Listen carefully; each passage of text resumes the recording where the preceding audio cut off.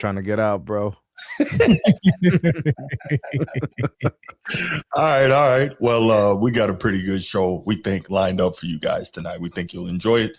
Of course, we're going to start off with the quick hits. As you can see from the rundown, we are going to go to SGA, Shea Gilgeous-Alexander, making history. Rick Bucher dropping truth bombs, as he always seems to do. The Lakers are cooking, and Kyler Murray is a Viking, because you know we're obsessed with the NFL, so it's real hard for us not to talk football. So we got to get one topic in here. NFL greater than NBA, man. Sorry, I ain't make the rules. I just watch the games, bro. NFL is king. That's what they say. But yeah, we're here to do that. So let's go ahead and we'll give a shout out to the channel members, and we'll go ahead and we'll kick it off. Coach T, #1 channel member, what's good? What's good? It's not that serious.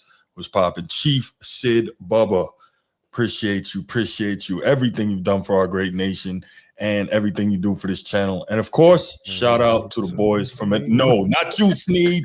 Not you. Shout out to the boys from Annapolis who do not suffer from the disease of me. All right. I tried, Chief. I tried, bro. Oh, you don't get to do that, man. You do not, Sneed. No. Baltimore Bruce was good. Steve, king of the chat, what's happening, my guy? Nino, what up? Sneed got what you need, of course, #1 contributor.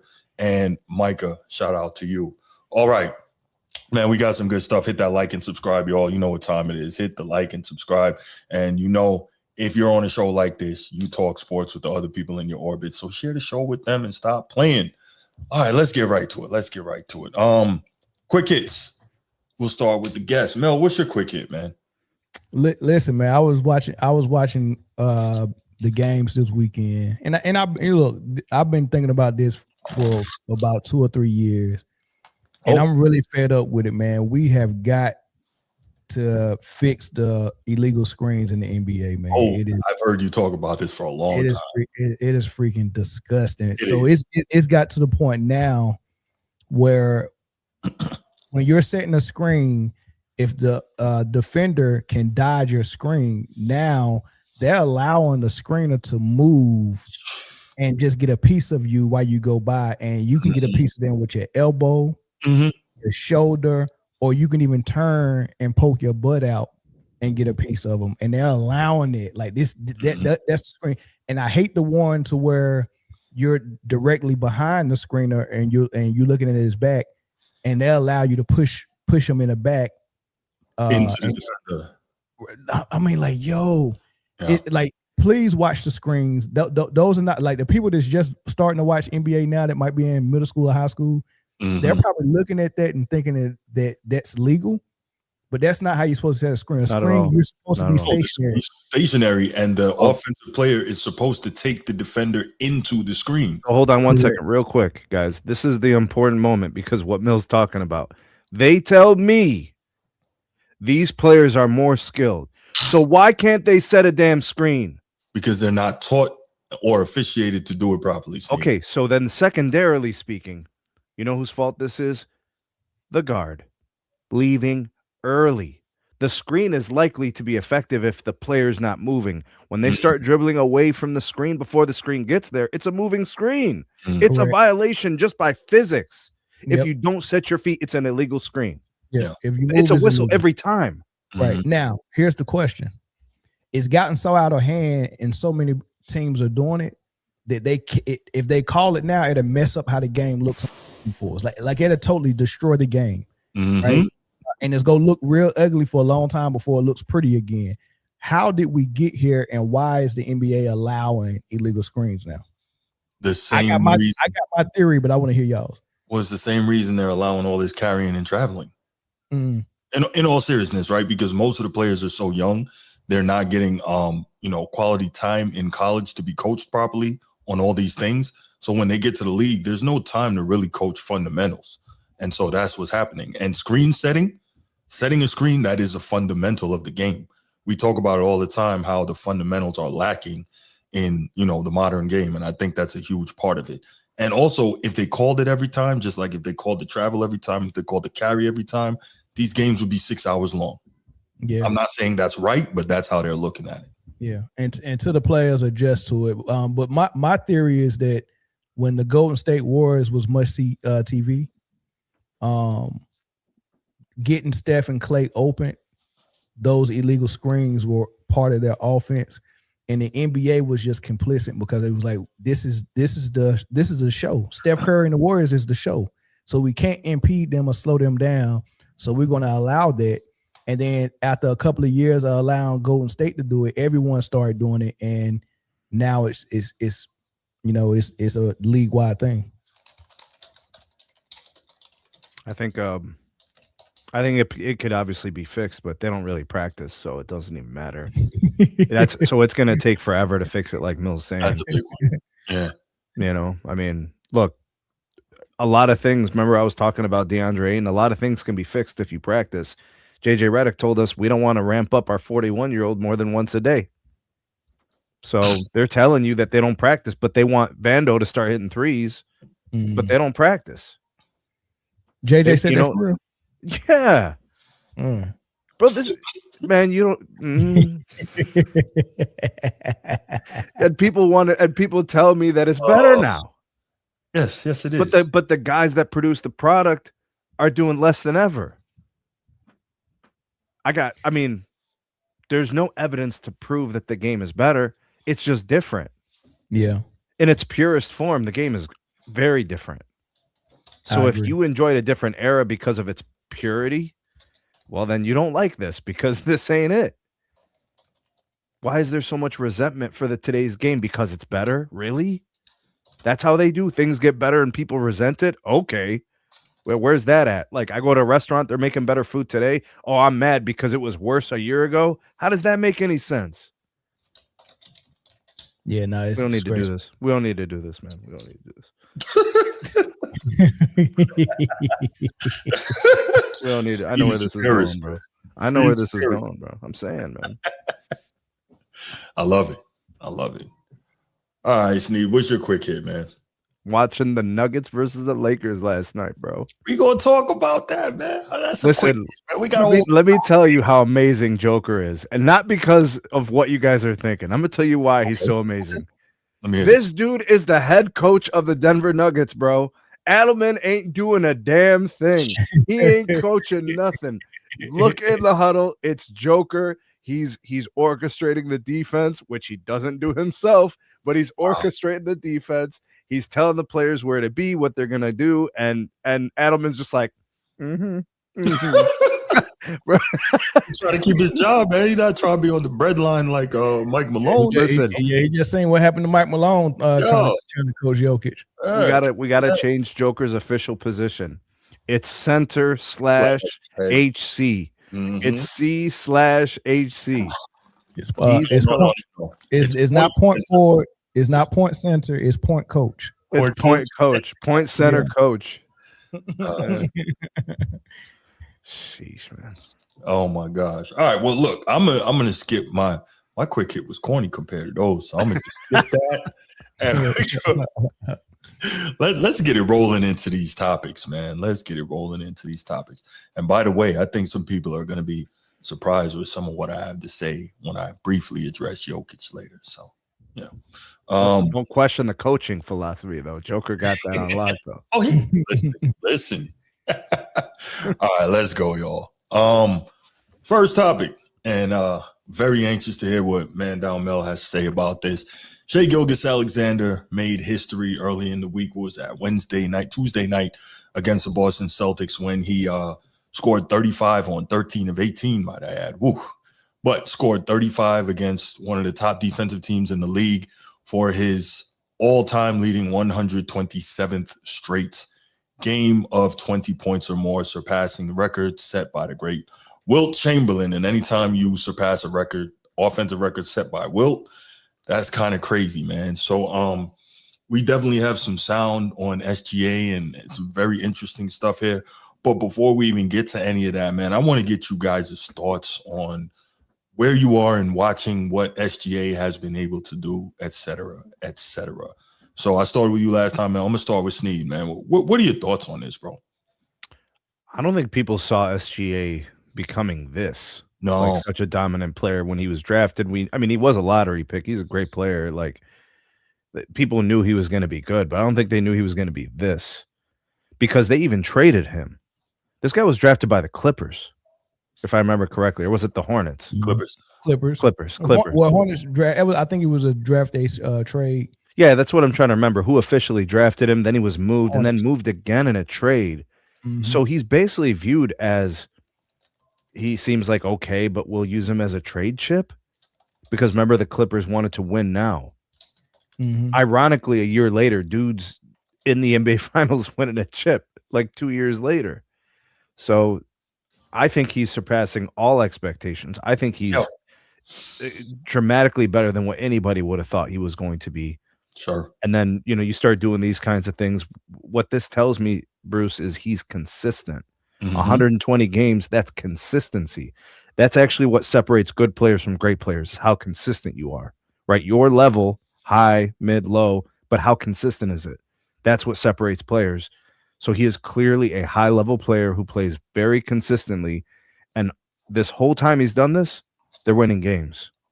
So to me, the statistic is what it is. The fact that he did this 120 games consecutively, the bigger point is the fact that it produces winning. And they have a championship during that run. And they are probably on their way to try to defend it this year. I think they're a lock for the Western Conference Finals. I'd be surprised if they weren't there. But I do think that they're still the favorite. And I think it's mostly because of their defense and also because of SGA's consistency. He is a very, very good player. And I'd say in the last 5 years, as incredible as Joker's statistical dominance has been, SGA has provided better results with what he has around him. So that's just my opinion. And as good as Jokic is, and he is very, very, very good, where SGA is always going to get the nod from me is that he's not going to give you all these triple doubles. Okay, cool. But like you said, Sneed, he's giving the same result in terms of championships, and he's playing better on both sides of the ball. So, the greatest players that ever played the game didn't get triple doubles. Sometimes they did, but it wasn't their identification. It wasn't their identity as a player to get a triple double. Triple doubles are everything. Stop it. What if I get 8 or 9 assists? What if I get 8 or 9 rebounds? Does that make me less of a player if I got 10 or 11? You get 10. Yes. But what if I lost in the game where I got 10 and 11? If you got 10 and 11, but you got the triple double, that's what matters. See, you know what? Eddie's right, bro. You were disingenuous, bro. Oh, kill switch. We are going to talk about this. Don't worry. We are going to talk about this because you think that, and I know a guy in the chat who definitely complains about SGA and the foul baiting. So we got some very interesting things to talk about on that front. Y'all know how I get down. Mel, SGA breaking the record, man. What are your thoughts on this? I mean, it like Sneak said, man, it shows his consistency and all that stuff. Fun fact though, Wilt, when he did his 126 consecutive, I knew you were good. Oh, I should have known you were going to go here. He actually, it was actually consecutive. He didn't miss any games, and the game that broke his streak, he got throughout. I think maybe in the first 4 minutes of the game for getting teed up. Yeah. But also in the stretch that they were immediately after in the stretch that he scored 20 plus points 126 consecutive times, that his team was only 6 games above 500 in those games, and SGA's team is 100 games above 500 in his games. So I think both of those things are interesting. Yeah, 8 and 12 team league is a little tougher. The talent is much more concentrated. You play them more often. They know you better. I think it's, in theory, I heard Bill Russell say that if it's only 8 teams, that means all the teams had all the talent. That's assuming one thing. That's assuming that the talent pool on Earth was that good, right? So we're just assuming that, but also that means all the teams was evenly matched. Just because it's more talent condensed, don't mean that you got a tougher time of winning, right? You know that you still got evenly matched teams, like you got evenly matched teams now. Yeah, right? but so, I think that with that lesser amount of teams, I think everybody knows each other so well And I think that would also play. Watch this. I'm Watch not this, Bruce. yay or Watch nay, this. but yeah, what's up, bro? How many teams matter in the NBA? How many teams matter in the modern NBA? Yeah. How many teams actually matter? Making noise, playoff run. I would think 7, maybe 8 this season. Yeah, I was So thinking what's 6 changed? there. So what's changed? Mm-hmm. See, I mean, sure, you've got a star Sure. here and a star there. They're on a not great team, but for the most part, it still holds true. There's 7 or 8 teams that actually Mhm. matter. The rest of them are either bumming around, losing, tanking, doing whatever nonsense, or they're just poorly run and they just can't get out of their own way. They're just giving up draft picks to the good teams. They're giving up players to the good teams. Mm-hmm. Pretty Edward much. loves false narratives. My man Ed Dog loves false narratives because SGA actually in so many of those games didn't even play the fourth quarter. So yeah, we'll just hope. But don't worry about it. I got something for you, Edward. And they ripped off what 21 of 22 in a row or something. Right. Don't worry. Hey, listen, Sneed, you know how I get down. I'm ready for this. Yeah. Because I knew this was coming. So I'm very prepared. I'm loaded. You know what? I wouldn't even. That's not even one of the things I would waste my time responding on. Like I would just admit, yeah, he stayed in the game. I don't know if he stayed in the game to continue the streak, but he stayed in the game, and call it stat pattern. You can call it what it is. It don't change nothing about what we think about SGA. Okay, if you want to say he's stat padded, okay, good. He stat padded, and then now what? Right? Because what I know about people like who his favorite player might be Jokic, like he's stat padding from the word go.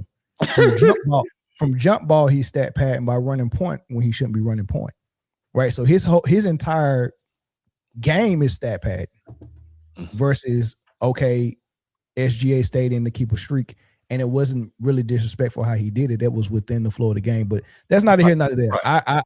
I won't steal your thunder on that. But what I say about the consistency of SGA, I think is a good streak. Exactly. I think it's a good record to have.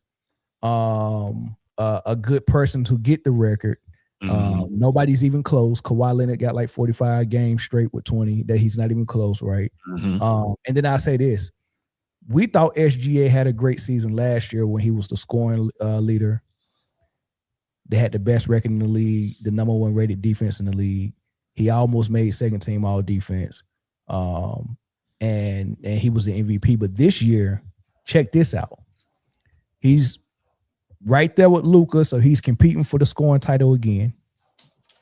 He's going to be first team all NBA. He might get some consideration for second team all defense. We'll see. Right? Best record in the league again. Number 1 rated defense in the league again. But he's close to 55, 40, 90. Yeah. He set a new record. He was the first team to 10 wins, 20 wins, 30 wins, 40 wins, and 50 wins, and probably gonna be the only team to get 60 wins, right? Like this, and he's doing all this without his second best player. So J-Dub has hardly played this year. It's insane, man. So very impressive year by that man, yo. Oh, for sure. So where I do get frustrated though is recency bias and a lot of the things that people say. So I got a short clip here, about 2 minutes from Up On Game yesterday, and this was Plaxico Burress, and he was talking to Cuffs the Legend, which during the basketball season they have him on every week talking ball. I don't know where Cuffs the Legends came from. He got super popular. I guess his show is called the Some Dude Show, and he talks ball, and he, I guess, really knows ball. But he said something here that I thought was kind of crazy. And again, that's the recency bias. But I definitely wanted to play this and get y'all's take on it. Then after we discuss that, then we'll go to the real. Then we'll go to the hammer, and I'll start beating people in the head. But until then, let's hear this one.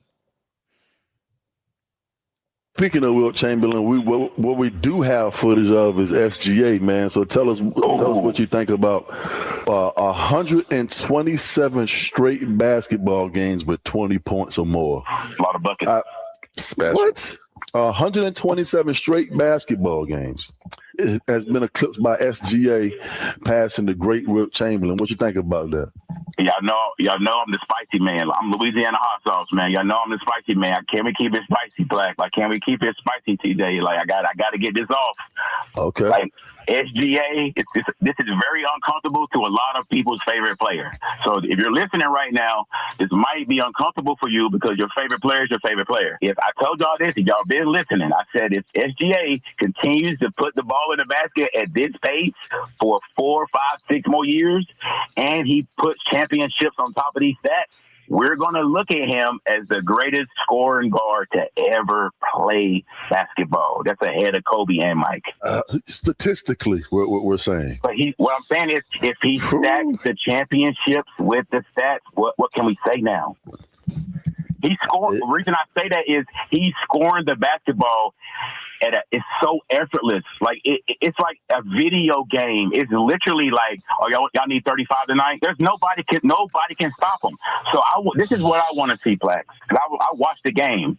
Y'all saw the Celtics the other night, right? The Thunder and Celtics. Yeah, I watched it. You see what Jaylen Brown said after the game, right? Like, I'm tired of the foul baiting, man. I don't got to play that way. Yep. That's the NBA finals that I want to see. That's what we want to see. I'm telling you, if we can get that finals, it's going to go 7 games, and this is what I want to see. I want to see Jaylen Brown sitting down, moving the puppies, because now y'all talking in the media. SGA ain't really saying nothing. He's a quiet guy, the Canada guy. Yeah. You seen the first. That's exactly what it was all about. Yeah, we saw the alpaca coat in New York. We know he said, I'm going to get my buckets. I ain't talking too much. I'm just telling y'all. If we get that finals matchup, it is going 7 games. But SGA is going to go down as the greatest bucket getter of all time if he keeps this up, Plax.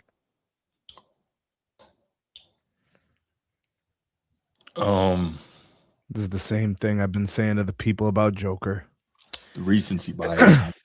The SGA is great. I like him a lot. Yeah, but you know what they're not willing to do, Bruce? What these people that do this, they stick their neck out and they start making these bold proclamations. Mm-hmm. You have to just let these things happen. Yes. If he does this for the next 5, 6 years, if he does this, then he's this. Dog. Kobe played like. Hold on. Let me count the seasons. Kobe played 20 years in the league, right? 19 years, 20 years. He's got 30 plus several times. Mm-hmm. He's got 27 or more, like for more than half his career. Mm-hmm.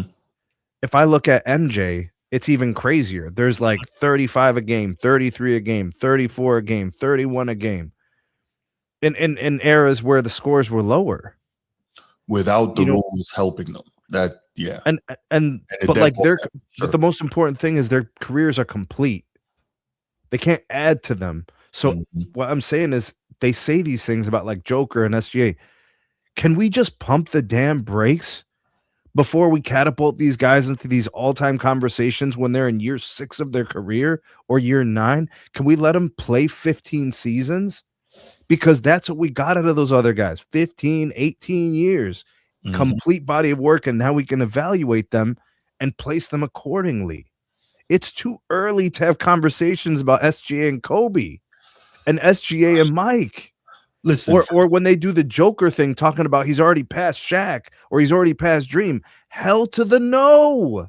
You don't win one championship and all of a sudden you're better than the Dream, bro. Well, there are people who say that the MVPs make you a better player. Well, then what are we doing about Steve Nash's 2 MVPs when there were several players better than him in the NBA? I brought that up to those people, and those people moved the goalposts. So I'm just saying. Why do we have to do this? Why can't we just let it happen organically? Why do we have to artificially create narratives? This is not a play. This is not the High School Musical. Just let it happen. Well, you heard what the guy said. He said, I'm Mr. Spicy, right? So he knows that.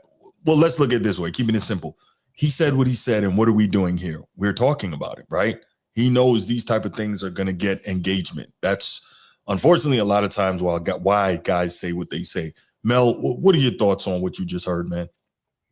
That's one of those comments I would ignore and just take it as what it is, just a attempt at a hot take. And I haven't seen nobody guard or any other position score better than Mike and Kobe. What I'm watching from SGA, and I don't even like what the dude said. He said if he scores like this for 5 more years and win a couple championships and win some championships. I'm like, what is winning championships got to do with how well he scores. Well, I think what happens is when you don't win, a lot of times the numbers get kind of tossed out, right? Like James Harden was a great scorer for a long time, but he didn't win. So we don't look at him the same way. And I think that's kind of what this guy is saying. Yeah. When the winning is when you're doing all-time rankings. But when I'm saying who's a great scorer, I can go to Jamal Crawford and put him very high. He's a great scorer, right? I can go to Iverson. I don't need rings to say my eyes seeing a great scorer. Mm-hmm. You know what I'm saying? So him getting rings is not going to put him over Mike or over Kobe. So let's just take the ring comment out. And let's just take the 5 more years out, because I'm saying what I'm saying. Unless you're saying he's going to get better as a scorer, okay, I get that. If he get better as a scorer over the next 5 years, that's a better statement. In the next 5 years, how he's scoring, if he progresses, he could score just as good as Kobe or Mike. Now, is he in the same category with a Kobe or Mike? I think so. I think if you take all the guards, and I usually have Mike and Kobe on a shelf by themselves, and then everybody else. I think SGA, all the guards that we love, Ray Allen, Dwayne Wade, Harden, Iverson, I've already got SGA over them as a scorer, as an offensive player, and as a player as a whole. I got him over them already, right? So if SGA was a shooting guard, everybody's top 5 shooting guards used to be Mike, Kobe, maybe D Wade, maybe Drexler, maybe Iverson. I would put SGA over Iverson. Why are we putting SGA as a shooting guard? I said if he was a shooting guard. Right. As a point guard, it's just too many good point guards. Like you got Magic. He's that modern combo guard. It's really hard to slot guys now because of the way they play in the positionless basketball stuff and all that. It's really how does he play the game a majority of the game? I think he plays like a shooting guard. I don't think he plays like a point guard, unless I'm just, as they say, stuck in the wax museum looking at a point guard playing the way point guards used to play. he dribbles the ball up as the point guard. I mean, do we have to now change what a point guard is then?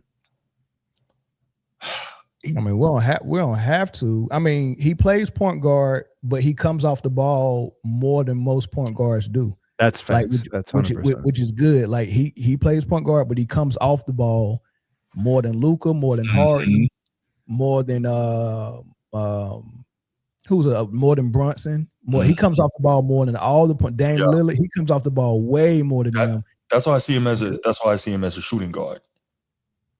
I see him, like, to me, he looks more like Super Rip Hamilton. That's me. He looked like Super Rip Hamilton. That's why I see shooting guard. I mean, that's what I see in Steph. When they're winning championships, Steph was not primarily on the ball. Not at all. Not at all. So I don't even. We can't just take a guy. Oh, he's 6'2", 6'3". That's a point guard. That's not how that works anymore. Yeah, it's a comment in there. Kate Cunningham's a point guard. When he's 6'7". He's a point guard. So I don't know that size is the limiting factor. I get what you're saying, Steve, but you got to kind of look at SGA the same way we looked at Penny when he was in Orlando. He was their point guard, but he was a scorer that that also distributed as well. So it was just combo guard. It's cool. They got the size for a shooting guard, but they got the skill for a point guard, and they do a little bit both. So this comment here, it's 2 things that I dislike about this comment. One, I never said he was close to Air Jordan or Kobe. I said that he separated himself from the other guards like Harden, Ray Allen, and all those guys. I said he separated. I said, even Wade. I got him over Wade already. Right. So I'm not saying he's as good as Michael Jordan. And then I hate when people use the Gilbert Arenas take when they be like, oh man, Kobe's nowhere near MJ. Nobody was like MJ in 84 and 90 because he was jumping high and using his athleticism. Let me ask you a question. The guy this is a Gilbert Arenas take that he's trying to use. That's why he put 84 to 90. The guy who Michael Jordan was after his baseball hiatus and he came back, that's the more polished and the best version of Michael Jordan. They try to knock Kobe Bryant by saying Kobe Bryant wasn't the Michael Jordan in the 80s that was flying through the air. He copied the Michael Jordan that was doing the post-up fadeaways. And I'm like, ain't that the better Mike? Like you mean to tell me you think Mike was better in the 80s than he was in the 90s after he got all his skills? Well, no, there's even more phases than that, though, Mill. There's 80s Jordan. Then there's early 90s first championship trio Jordan. And then there's the last trio of championship Jordan. You're talking about that one. Right. So tell me, when MJ got in the league, when he got drafted, and he was doing this right here to get to his peak, what year did he hit his peak? What year did he stabilize his peak? And what year did he start declining? I think 93 was the peak when he averaged 41 in the finals. I think that was the absolute peak, like, because he still had the super elite athleticism, but he had the total scoring package, was still an elite defender. I think that was the peak. That year, if you had to pick one, I think that's the. And then how many years did he stabilize that peak and keep it consistent before he started declining? Well, he stepped away 97. Right, so, well, I think we saw maybe. Yeah, you're right. I think 97. 97. I mean, here's the thing, Mill, and tell me if you agree. They had to build the team differently for the second trio of championships because Michael wasn't the same player and Scottie wasn't the same player. Even though Scottie still should have been technically in his prime, he was already starting to show some kinks in the armor. His back was still a thing. They had to get specialized players that were even, I guess, more effective at roles, right? So MJ, like, the team was continuing to win, but they were doing it differently to a certain extent with roster construction. So you bring in a guy like Rodman, you bring in a guy like Ron Harper. Bro, Ron Harper did a lot for that team that nobody was really willing to do. To take a total back seat offensively, even though you can hoop, right? And you. That's just kind of how those things were. And MJ got to really focus on doing the MJ things and not having to do as much defensively. So like MJ. So to my point though, when you try to knock Kobe, not you, when people try to knock Kobe and SGA for copying the 90s Mike and not being able to copy the 80s Mike, why would I copy the guy who's using 90% athleticism in the 80s versus the guy who has obviously you can't copy the game? Am I gonna copy the master or the young jit that's jumping out of the gym? So I'm like, people listening think that Gilbert Arenas sounded smart when he said that, and people have been running around the internet with that same take. That's not the 80s Mike, that's the 90s Mike. Well, that's the better Mike. Well, watch this. What's the best version of Bron, Mill? When he hit his peak, when Bruce said, when he mastered the game and he still had his athleticism. And what year? That's what I thought. Year? I would say probably in Miami. I would say 2018. And that's Cleveland. That was the last year in Cleveland. It's possible. Yeah, that was his. He was offensively the most polished version we have ever seen, and he still had 95% the athleticism. Gotcha. At Miami, we'll call that 100%. That was 100% best athletic version of him. I think that LeBron was insane. But that LeBron lost the finals. Well, that LeBron with Hall of Famers on his team. Well, that's where I'll point to LeBron, what he did to the Celtics in Game 6 in 2012. Like that right there. Those are the legendary performances, and it showed everything. I'm not saying you're wrong about 2018 LeBron, and we'll get back to SGA in a second. I'm just saying, for me, what he was able to do on both sides of the floor, along with the athleticism, along with consistently knocking down the three, probably at the best clip of his career when he was in Miami, that dude was an absolute animal. And y'all know I'm let's confirm. Then let's agree to disagree or whatever. Let's just get on the same page here. No, I like 2018 Snead. I like the 18. I like. Okay, but let's do it with Kobe. What's the best you ever saw to Kobe? What was the best version of Kobe? Probably when he won back to back. Those years. I agree. See, we're because it's when they still retained like 90% or more of the athleticism, but had all the sliders all the way up on offensive skill. And they still and Kobe was still playing all NBA defense. Mentally too. Like when you the apex predator mentally, oh man. You're three steps ahead of everything that the defense is trying to do. Exactly. So we gotta nip it in the bud with this. oh man, 80s Jordan was the best Jordan. No, the hell it wasn't. They can say he was the most athletic Jordan. Yeah, you You can could say he was, yeah. It's the easy, lazy way to say it because that was when he averaged 37, right? So I think that, that's, I mean, which 80s was Jordan, same, right? 80s Jordan and 90s Jordan is the difference between Anthony Edwards and SGA. But the best moments still came in the 90s. Yeah. His signature moments still happened later. Correct. Anthony Edwards is closer to physically peak MJ, and SGA is closer to polished, technically sound MJ. Right. So let's go ahead and take it from there. When you talk about polished and technically sound, I've seen a number of comments and I've heard a number of comments from different people, and I know you guys are fully aware of this, talking about SGA and the foul baiting. And I know that that's going to be a big part of a lot of people's perceptions on how he's been able to achieve this incredible record, right? And so now I got some really good I got some really good stuff on this, and I want to give a shout out to Thunder XP on YouTube is where I found this, but this is really good. So let's sit back and listen, because y'all know me. I like to come with the facts, and I don't like false narratives. I don't like disingenuousness and dishonesty, flat out liars, because people want to lie in order to push false narratives. So here's to y'all who want to talk about foul baiting and all that stuff. Let's go. Shai Gilgeous-Alexander, 25.7% of his points from the free throw line, ranked 13th in the NBA.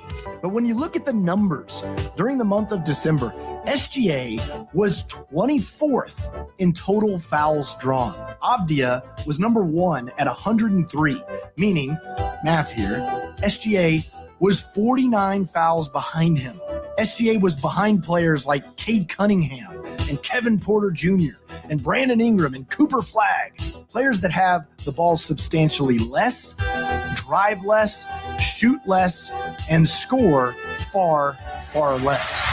This idea that Shai relies on the free throw line is just so absurdly false that it almost doesn't need addressing. But let's put it this way. SGA led the NBA in buckets got last season by 67. He's leading the NBA in buckets got this season, again, by 30. He was third in the NBA in and ones last season with 61, behind two big guys in Giannis and Karl Anthony Towns, meaning SGA plays through contact, not just playing for it.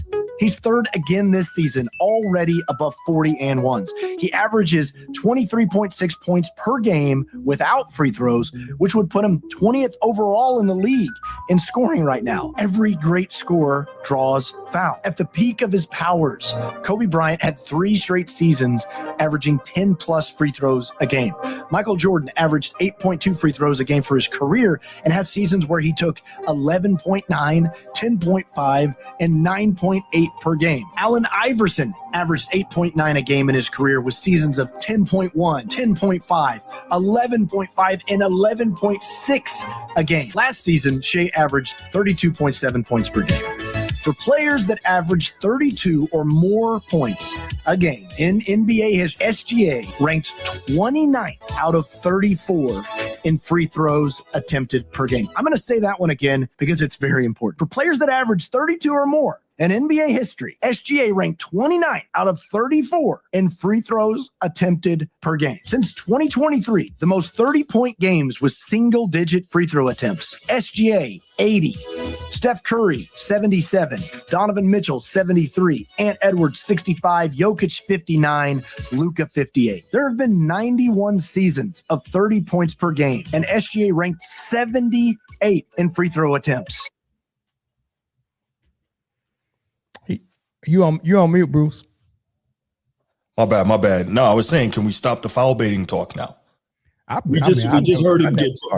No, not you, but I'm saying the people who want to push that. We just heard it all get broken down. It's a lie. Can we stop it now? They're not going to stop it because SGA is in the way of who they want to root for. This is the only thing that they could use against SGA. They can't say he's a bad defender. They can't say he's a bad teammate. They can't point to something he do off the court. They can't point to him choking He doesn't and choke. losing lately. Like Yep. that's Mhm. not like it's almost unfair. There's nothing that you can really get on him except for the foul baiting stuff. So that's the only thing they got to use. So But it's so that's what they're gonna do. statistically easy to identify, Mill. Like we can look at the free throw attempts per game. We can look at, compare him to his contemporaries. We can compare him to the past players of different eras who led the league in scoring. Like that's easy. You do that on your show in 2 hours, you'll break down the whole history of the league of who are the greatest foul baiters. I mean, but we just heard it. 90 plus seasons of 32 points per game or more in NBA history, and he's in the 70s for most free throws taken in this era where you can't play defense and you can't touch anybody. So how can we still, knowing this, now that we've heard it, still push the narrative about foul baiting? It's a lie. But they have to though, Bruce. They got to. They have nothing else. What else they go do?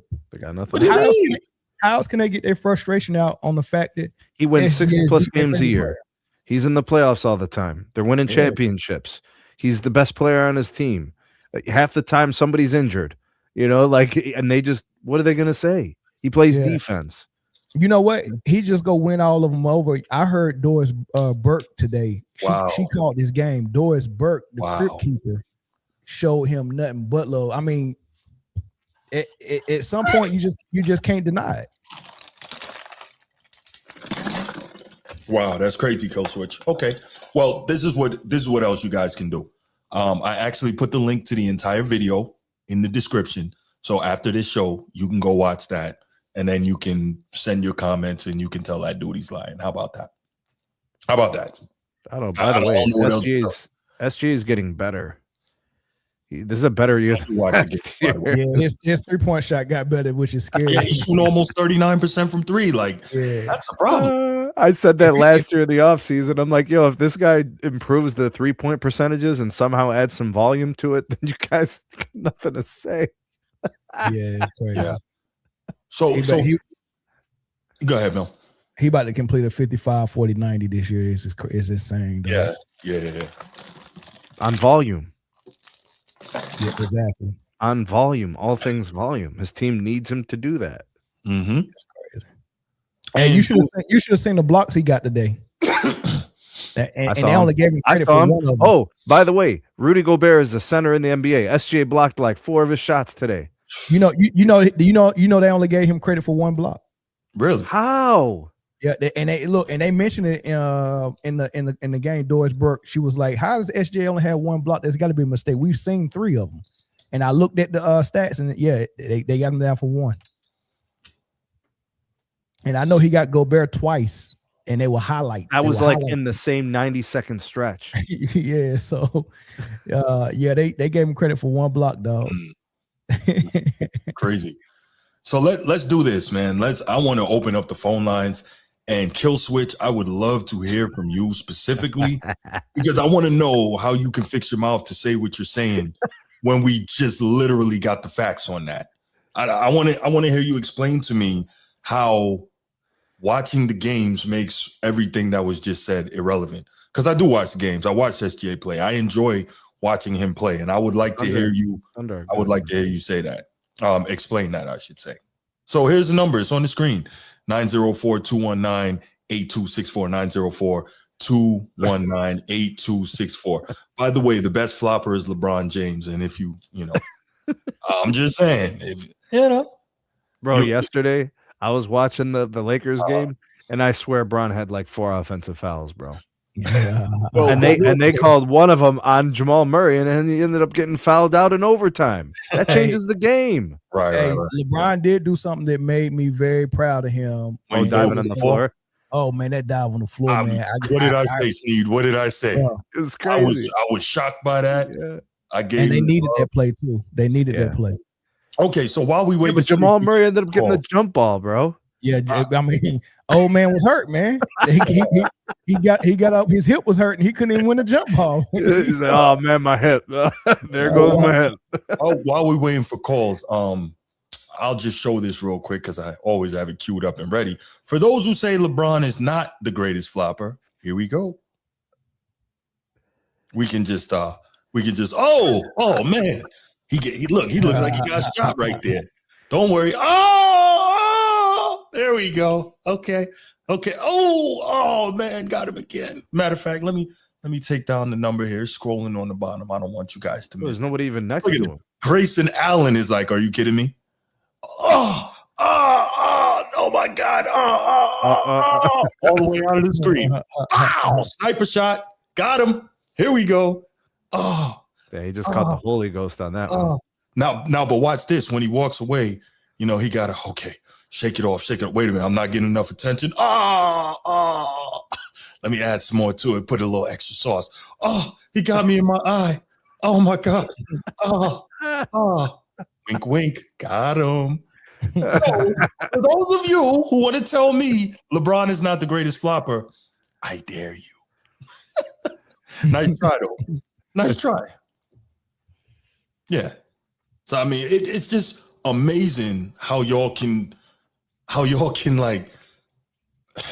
Anyway, so we're not gonna get any calls on this SGA. Eddie don't want to get cooked, bro. He don't want that. He does not want that. I mean, it's just amazing.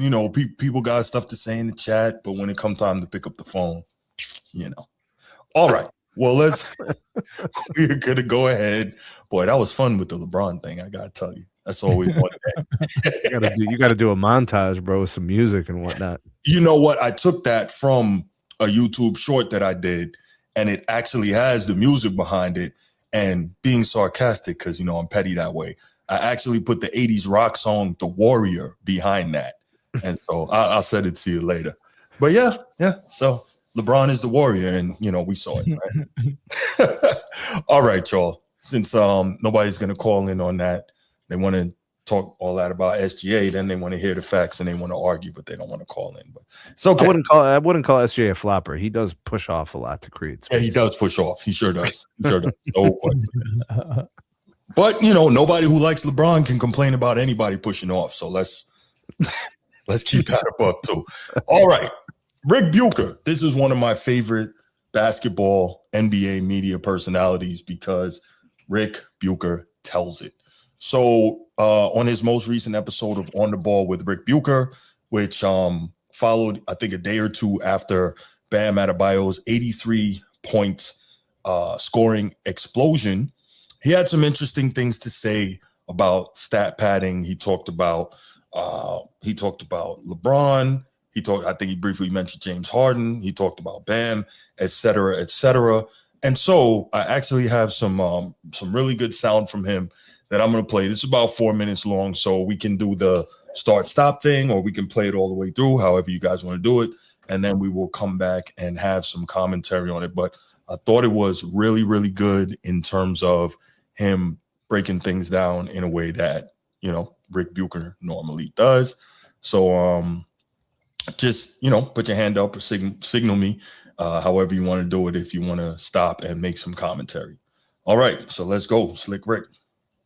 David Robinson played 44 minutes and scored 71 points in the final game of the 1994 season to beat Shaquille O'Neal by percentage points for the scoring title that year. This was a year in which the Spurs qualified for the playoffs, and normally, in any instance, they didn't need to win that last game in order to have their spot. Normally, you would have rested your star player, not played him 44 minutes. Isn't that manipulating the game too? That certainly was manipulating the game. So I want to talk about this right here, right? Edward, chill. I just played it. Man, you got real issues. Anyway, so here's the deal. With the David Robinson thing, this is where I will say I disagree with Rick Bucher, because I've always felt like the David Robinson piece here, I think that's a different situation, because in trying to go for, this is your team literally trying to help you win an award, right? Because you're their best player, right? He was the best Spur until Tim Duncan came along. They're trying to help you win an award.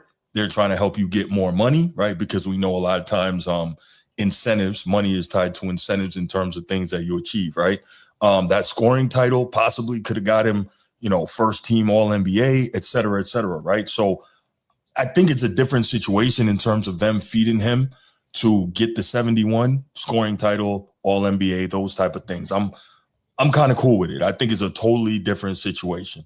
But I think that's the key word. You cool with it, but one thing we do have to lay the foundation of is all stat padding. So, Okay. so now we labeling it stat padding I'm cool with and stat padding that I'm not cool with.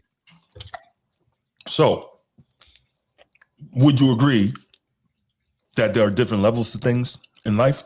Yeah, I think it's different. I think it's the same thing. That, you're stat padding, but so is accepted one way, and one way is it seems a little bit. So check this out. If I steal bread and I rob a bank, in both cases I'm a thief, right? I'm a thief in both ways, right? Yeah. Wouldn't you say they're not the same thing? They're not equal? Can we agree on that? So there's petty larceny, grand larceny, felonies, all these things, right? There are levels to things in life. And what I'm saying, it's levels, but when someone says, "Oh, he's stat padding," and if someone say, "Well, he's stat padded too," then that's a true statement. Now, the second layer of that conversation is why I'm okay with that stat padding, but not okay with this stat padding. Well, I think I just explained why I'm okay with the D-Rob. Yeah, that's what I'm saying. I think there was more to it. Yeah, and I think that conversation needed to be had because I don't want people like Rick Bucher or anybody else to try to use examples of stat padding but not call it stat padding. Like, well, he said that was stat padding and manipulation of the game. So, yeah. So, I'm telling you how I see it. And yes, Edward, see, here's your problem. You want to argue all the time, man. But I said from the beginning, see, you don't listen. I said from the beginning, if I steal bread and somebody robs a bank, we're both thieves, but it's not the same thing. That's the problem. Stealing bread and robbing a bank, even the law makes the distinction in the level between those two. This is pretty simple. Manslaughter, murder, you both killed somebody. Well, there's victimless crimes, right? like it's like victimless crime to steal bread, like. But what I'm saying, Sneed, I'm sure you understand me on this. Both people are thieves, right? Okay. Because they both stole. They both committed the crime of thievery. That's a definition, right? But they're not the same. That's what I'm saying. And I don't know how people don't understand context, that everything is not the same. But let's go ahead and let's continue with Rick Bucher. LeBron James has stayed in games to achieve some sort of statistical mark so routinely now that we're almost numb to it. The latest being the oldest player to ever achieve a triple-double. Can't remember who they were playing. I just know that the game was out of hand. There was no reason for him to be on the floor. I believe Austin Reeves ended up grabbing 2 rebounds that LeBron wanted so that he could complete the triple-double and get off the floor. The guy staying around at age 41 just to get an extra rebound, just to say in the history books, when everybody forgets how it was done, that he was the oldest guy to get a triple-double, that is stat chasing. That is undermining the statistical achievement. And with LeBron, he loves to say that he's never cheated the game. And it seems like not only with LeBron, but a lot of people these days, every declaration is actually a confession. But Bam Adebayo, scoring 83 points against the Washington Wizards, has taken the absurdity of stat chasing to a whole other level. Because unlike David Robinson, who also had scoring nights of 48 and 50 that season, Bam is not a scorer. But back to the 83. I didn't become aware of what kind of night he was having until there was about 4.5 minutes left. And someone said Bam had 77 points.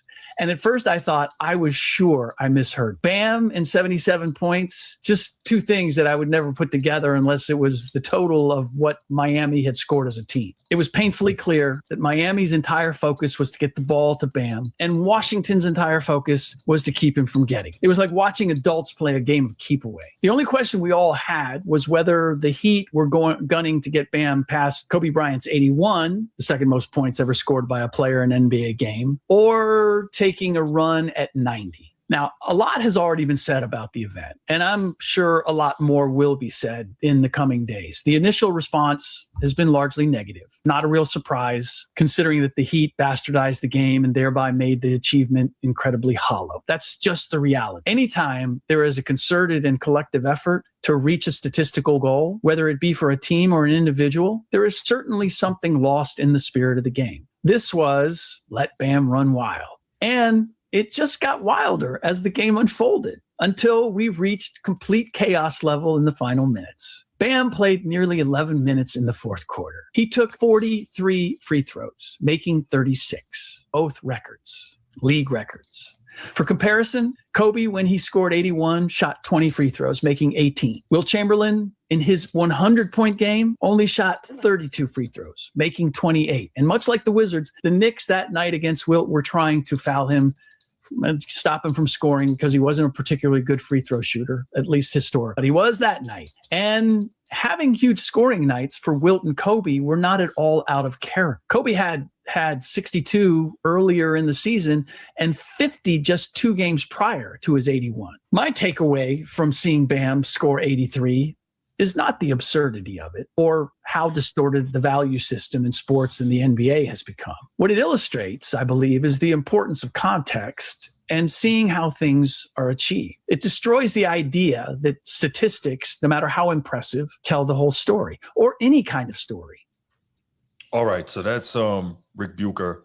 Again, love what he has to say. And also, you know, I respect him as a journalist, being that that's something that, you know, I am obviously I'm trained in that and I've worked in that arena. I have a lot of respect for Rick because I think that he's a dude that hasn't or seemingly hasn't sold out his principles for access and hasn't, you know, bought into, you know, pushing the narratives in order to get to a certain place. Basically, he has kept his journalistic integrity. Now, that doesn't mean I have to agree or you have to agree with everything he says or every stance he takes. But on the whole, I like how he handles his business. So, Mel, back to you, man. Where are you with what Rick Bucher had to say? I mean, there's some truth to it. There's a lot of truth to what he said. I mean, the context matters. The context, not context. Context. My country accent. All of that matter. Like you know, if you watch the game, you seen a competitive game where Bam was cooking, and he was playing without Tyler Hero, without Andrew Wiggins. I don't even think they had Jaquez out there. I mean, most of the guys that helped him score just wasn't out there, and you probably don't know most of the guys he was playing with. So he probably came out there with a aggressive mindset, and his shot was falling. Like he was hitting threes, you know, and they was fouling him, and they was single covering guarding him, and Alex Sarr had nothing for him that night, and he was getting whatever he want on top of making shots. And not having anybody else to steal shots from him. Now, I say this also, listening to Michael Beasley say the only person who's ever beat him one-on-one was Bam Adebayo, and listening to the Udonis Haslem podcast with Mike Miller. I don't even know if they do it anymore, but they spoke about how good Bam is and how much he got in his bag that we don't get to see. Like everyone wants to unleash Bam and let him go out and do his thing because he's capable of so much, but we only see him defend, rebound, and you know, kind of like be an athlete out there, right? We don't see him dribble, pass, shoot, none of that. So I don't agree with Rick Bucher saying he's a very unlikely person to score a lot of points just because he don't average a lot of points. He's got that in his bag, right? So that's one thing, and you know, but as far as what happened in the fourth quarter, yeah, he went for it when he probably didn't have to go for it. It wasn't in the flow in the game. But what happened in the first 3 quarters was legit. But I'm with Rick Bucher about, you know, how it could have been a little disgraceful what we seen in the fourth quarter, especially the last 5-6 minutes of the fourth quarter. Right. And again, we have to look at how much of that game Miami spent up by 20 or 25 points, right? They were up Most big, of it. most of the way, right? So my thing is this. So, okay, let me say this. Let me take it back a little bit. On thinking about this since it happened, like reassessing my stance and all that, I still think that it was abhorrent the way it went down. However, when you have a player like that, who normally, to your point, Mel, and to Michael Beasley's point and some of these other guys, doesn't normally get to show what they can do or have this type of game, if they go off like this, I can kind of see to some degree, okay, let them do their thing. But when you're blowing them out, okay, now come have a seat. You got 50, 60, well over your career high, come have a seat. And so I was talking to Ed Dog in the chat about this a couple of days ago, and he was like, well, what about if they came back? Because, in the modern game, guys shoot threes, they come back. I'm like, well, if they come back, then put him back in. Duh. But if he's up by 25, like, why does he need to be out there doing this, right? Because we remember when Kobe had 62 3/4, he went and sat down, took himself out, went and sat down. They said, hey, you don't want to go for some more? Kobe said, nah, I'm good. I'll get that another time, right? So, and I'm not saying that Bam has to be or think like Kobe. I'm not saying that. But we look at guys like that, and they understood the value of it. They understood, like, getting things within the flow of the game. And so when you look at Kobe's 81, once more, that was most of it within the flow of the game, right? The Lakers down big early in that game, Kobe single-handedly bringing them back, and then, scoring. So it's not the same situation. First, they needed those points. Secondly, it was in the flow of the game. What we saw with Bam wasn't that. Sneak, go ahead, man. Nobody's going to mistake Bam Adebayo for an all-time great scorer. No. He is a very good player. His defense is actually better than his offense, and his offense is good. He's a well-rounded player. This was completely out of character, the fact that he scored 30-plus in the first quarter. Right. And I think that's where all this comes from. I think that's why all this played out the way it did, is that he had an abnormal amount of points to start the game. Mm-hmm. And at halftime, I think he had 40-some. 43. And yeah, so that's what I think Spo was thinking is he's halfway to 80. Let's just keep this going. And I think if he didn't do it, when's the next time that Bam's going to open up a game with 33 points? Right. You know what I'm saying? So he didn't want to let that opportunity go. I don't like it per se, that aspect of it, that the coach was fouling to get additional possessions. Mm-hmm. When I look at the statistics and when I look at the game log and I'm like, all right, best single game performance ever for point total, Wilt at 100, Bam at 83, Kobe at 81. I still know what I saw when Kobe dropped 81. It didn't look anything like Bam's did dropping 83. The first 3 quarters it did. The fourth quarter it did. Right. But that's the thing I remember about this 83, though. Yeah. I didn't watch that much of the first 3 quarters. I watched the fourth when things were in the perspective of all-time performances. And I saw a bunch of fouling, trying to get the ball back. And I'm like, all right, this is weird. That was an eyesore. Let me ask you this though, Sneed, and Bruce too. Mm-hmm.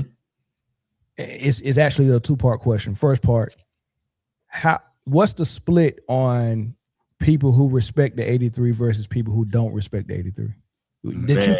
Did you think 70-30 don't respect it, I think. Okay. Sneed, you similar about 70-30? I think it's 50-50. 50-50. Okay. All right. So let's say it is 50-50, right? So you get 83, which is not the record, but you pass Kobe, which is a milestone. It's a modern record. Right. You get 83 and 50-50 respect. Do you think he would have got 100% respect if he stopped at 81 and went and sat down? Tied with Kobe? Yeah, I think people would have definitely seen that difference. I think the 50 that were not happy about this wouldn't have anything to say. So if he got 81 and sat down, he would have got 100% respect from everybody around the table. I don't think 100%, but I think people would have definitely. Yeah, but what would have been the downside? What negative thing would they have said if he got 81, they secured the win, and he sat down? Would people have said he should have stayed in and kept scoring? No. I think they would have looked at it and said he was respectful to Kobe, and he said okay. I think if he had sat down at 81, bro, there's nuances to this. Wilt played 48 minutes. Sure. Bam played 42. Kobe played 42. Just saying. Mm-hmm. Yeah. That's just food for thought. And when he hit the free throw to get 81, he was walking toward the sideline, and the commentator was like, oh, out of respect for Kobe, Spo is going to pull him out of the game. And it looked like Bam assumed he was coming out of the game, but Spo told him to stay in. And then that's when it got really ugly. And was that when dudes were deliberately missing free throws and all that foolishness? Correct. Yeah, because he got 81, and that should have ended it. The commentators thought it was over too. They was like, oh, he's going to sit down out of respect for Kobe. He's gonna get the 81 and sit down. I tied Kobe. That showed, but getting the 2 more points, the eyesore that we seen to get them last 2 points just to pass Kobe was, I mean, you still would have been in the same record books with Kobe with 81 versus the 83. But to do it the sleazy way to get past Kobe was the eyesore, and that's when you lost 50% respect. Well, for me, Melon, I'll keep it simple because while I have tremendous respect for him, I don't think anyone's going to say Bruce is a Kobe fan. Like, I think he was incredible. I still watch the things that he did, his footwork and the shots that he made and the way he played, and I'm like, wow. But no one's going to call me a Kobe fan per se.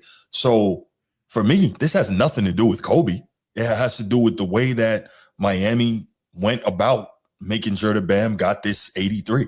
That's my bigger issue. So when people use the Kobe angle, I guess I understand when you break it down, but for me, I never even considered that. Here's it has the thing, nothing Bruce. for me to do with him passing Kobe. Here's the thing, Bruce. What's Bam up? Adebayo will never do anything remotely close to this ever again. Because he's just not that type of player. No, agreed. He's If he I, get I Asia think Wilson best case correct, scenario, he said- Mill, he could average 25 a game in a season. If they play through him more, he could average 25 a game.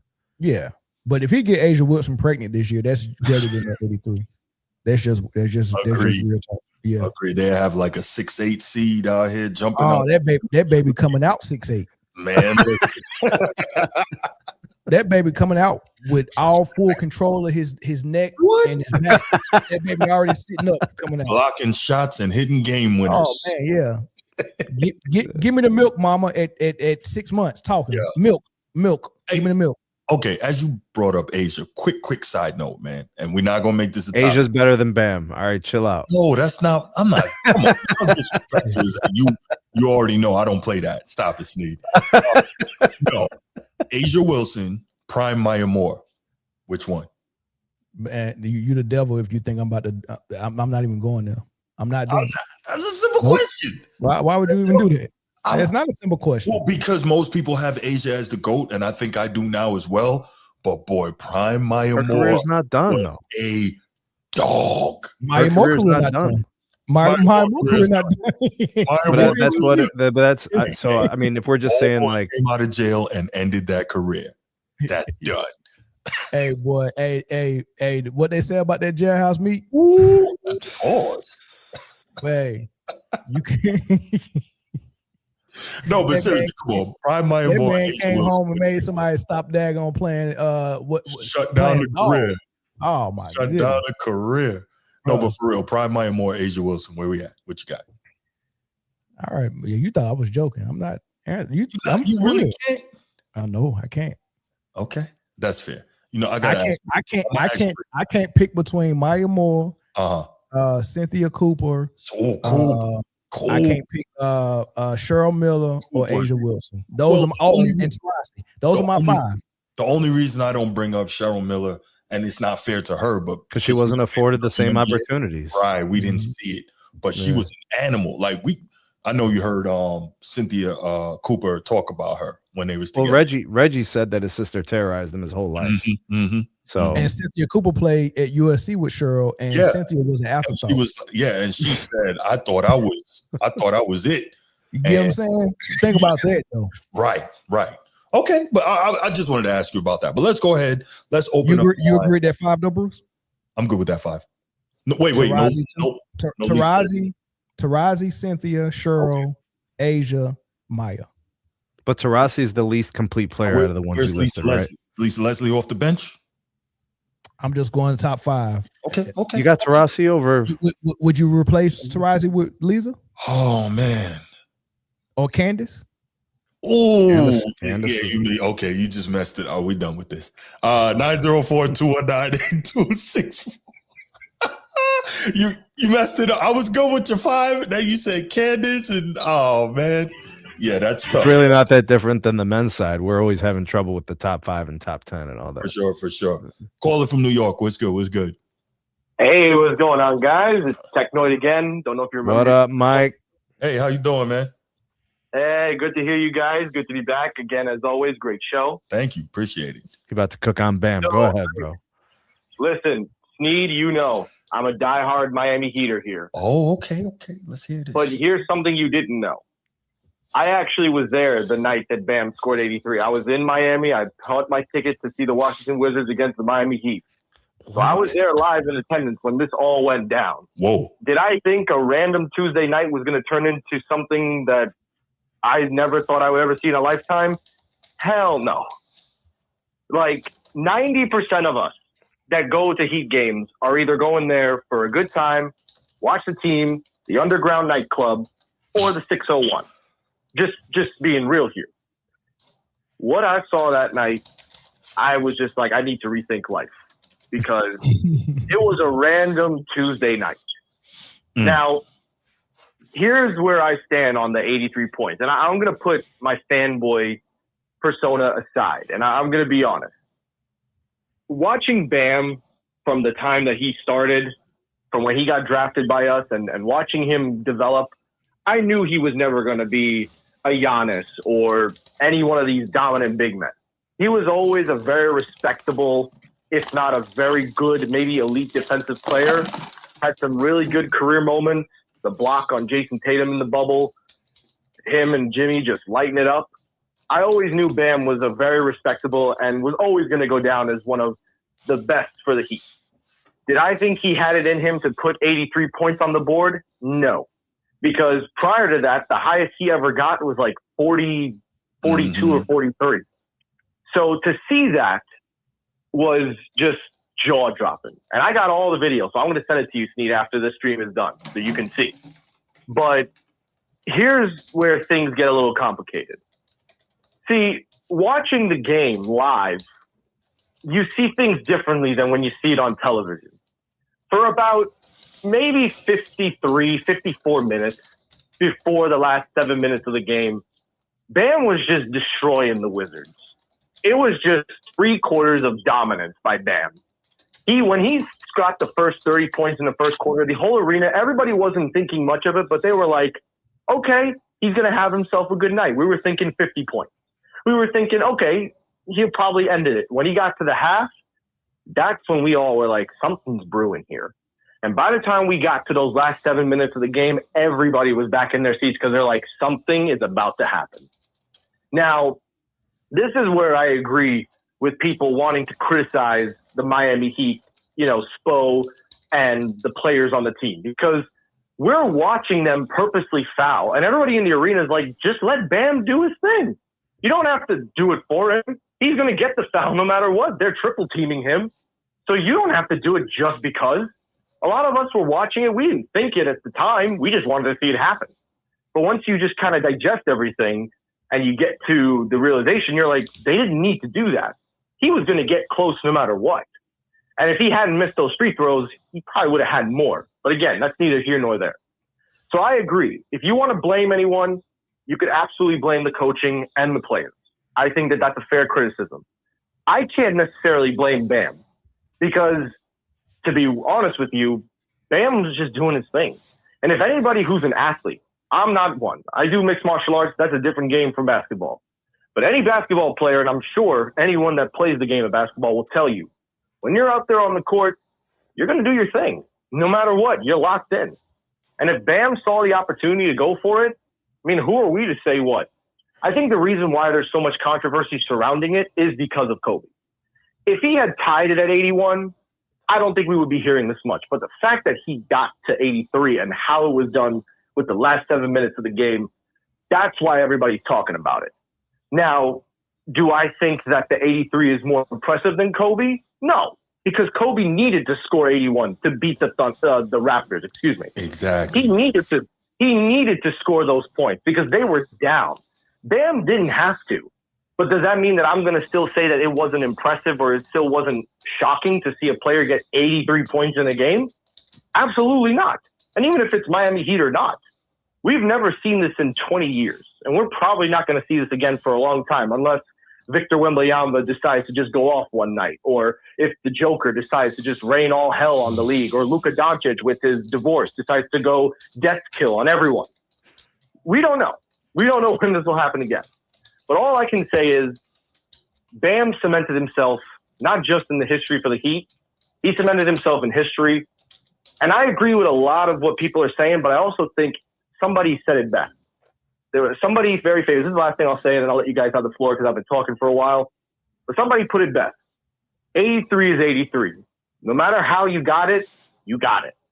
And that's all that history is going to remember. Yeah. Nobody remembered how you did it. They just remember the number.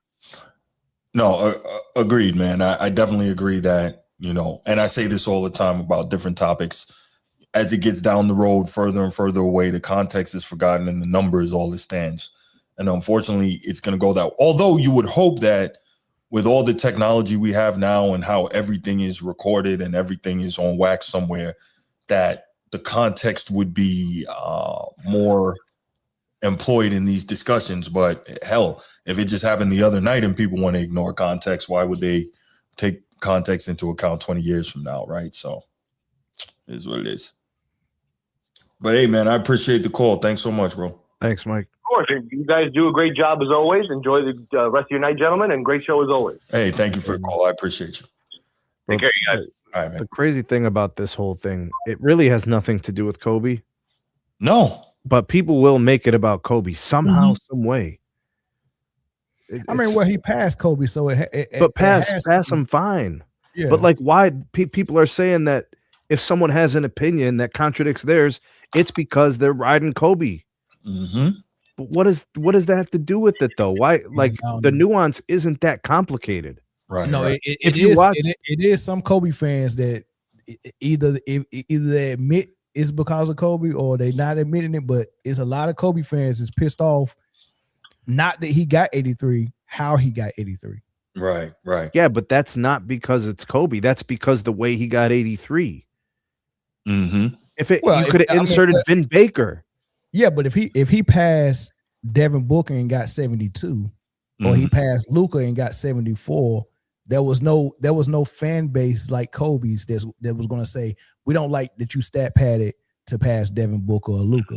It's the fact that he stat padded to pass Kobe and Kobe's not with us no more. If Kobe was alive, then maybe it'd be different. But the fact that Kobe's not here and we want to remember Kobe a certain way, and 81 was one of those ways, why would you try to surpass that the sleazy way? Mm-hmm. And they angry about that. Like it'd be respected if you passed it in a non-sleazy way, but passing it in a sleazy way upset a lot of people. No doubt. Caller from California. What's going on? Who's this? Can you guys hear me? Yes, sir. Who's this? Oh, what's up, man? This is Mr. Moss, man. How you guys doing? What's going on, man? What up, man? What's up, Moss? Not much, man. I'm gonna try to attack this thing from a different angle, man. Sure. I won't keep you guys long, fellas. I'm disappointed in just guys don't want to compete, bro. Guys don't want to be prideful. They got no pride in this era. I'm old school, man, and so I appreciate competing. Yeah. And there was something to be said when Charles Barkley called out LeBron James for not competing, and it's kind of filtered down to the rest of these players. Not all players, but a lot of them, right? Listen, I mean, I'm here in Sacramento, right? I remember when the Sacramento Kings played the Golden State Warriors in that playing game, and they said, Steph, you dropped 50 last season in Game 7, and this playing tournament, you're not scoring like that, buddy. Like, we're trapping you, we're blitzing you every single play. Mm-hmm. And the Kings took the ball out of his hands, and they made other guys try to beat him. And that was a game where Klay Thompson played horrible. But my point in saying that is, where's the pride at, man? Like, where's the will to compete? These are professional athletes, right? No doubt. Mr. Moss, let me interrupt you for a second.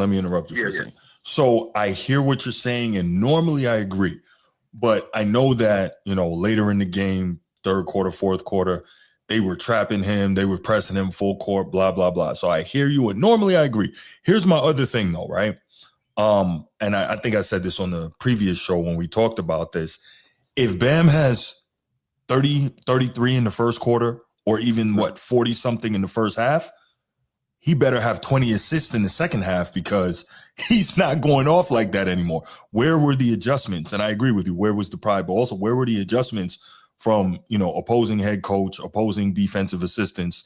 And the other thing I'll say is, and this just seems like simple basketball, at that point, why is nobody denying him the ball? Don't wait till he gets it, then try to stop him. He's nuclear. Deny him the damn ball. He's not a point guard, so he's not gonna. You can't assume that he's gonna take it and cross you over and push it all the way up court. But even if he does, deny him the ball. But go ahead. Who's the coach of the Wizards? I don't know. Well, listen. I mean, I can appreciate the first quarter, right? I mean, I've seen Clay go off in 37 in the quarter, right? Versus the Kings, I've seen Kevin Love go off, for 30 plus in the quarter, and so I'm okay with that, right? Right. But you talked about the Wizards were trapping, they were blitzing. Well, then the coach should be fired then, because I don't know what type of trapping and blitzing they were doing in practice that kind of rolled over into the game. Because listen, man, let's call a spade, brother. Like, if you really want to trap a guy and get the ball out of his hand in today's league, you can do that.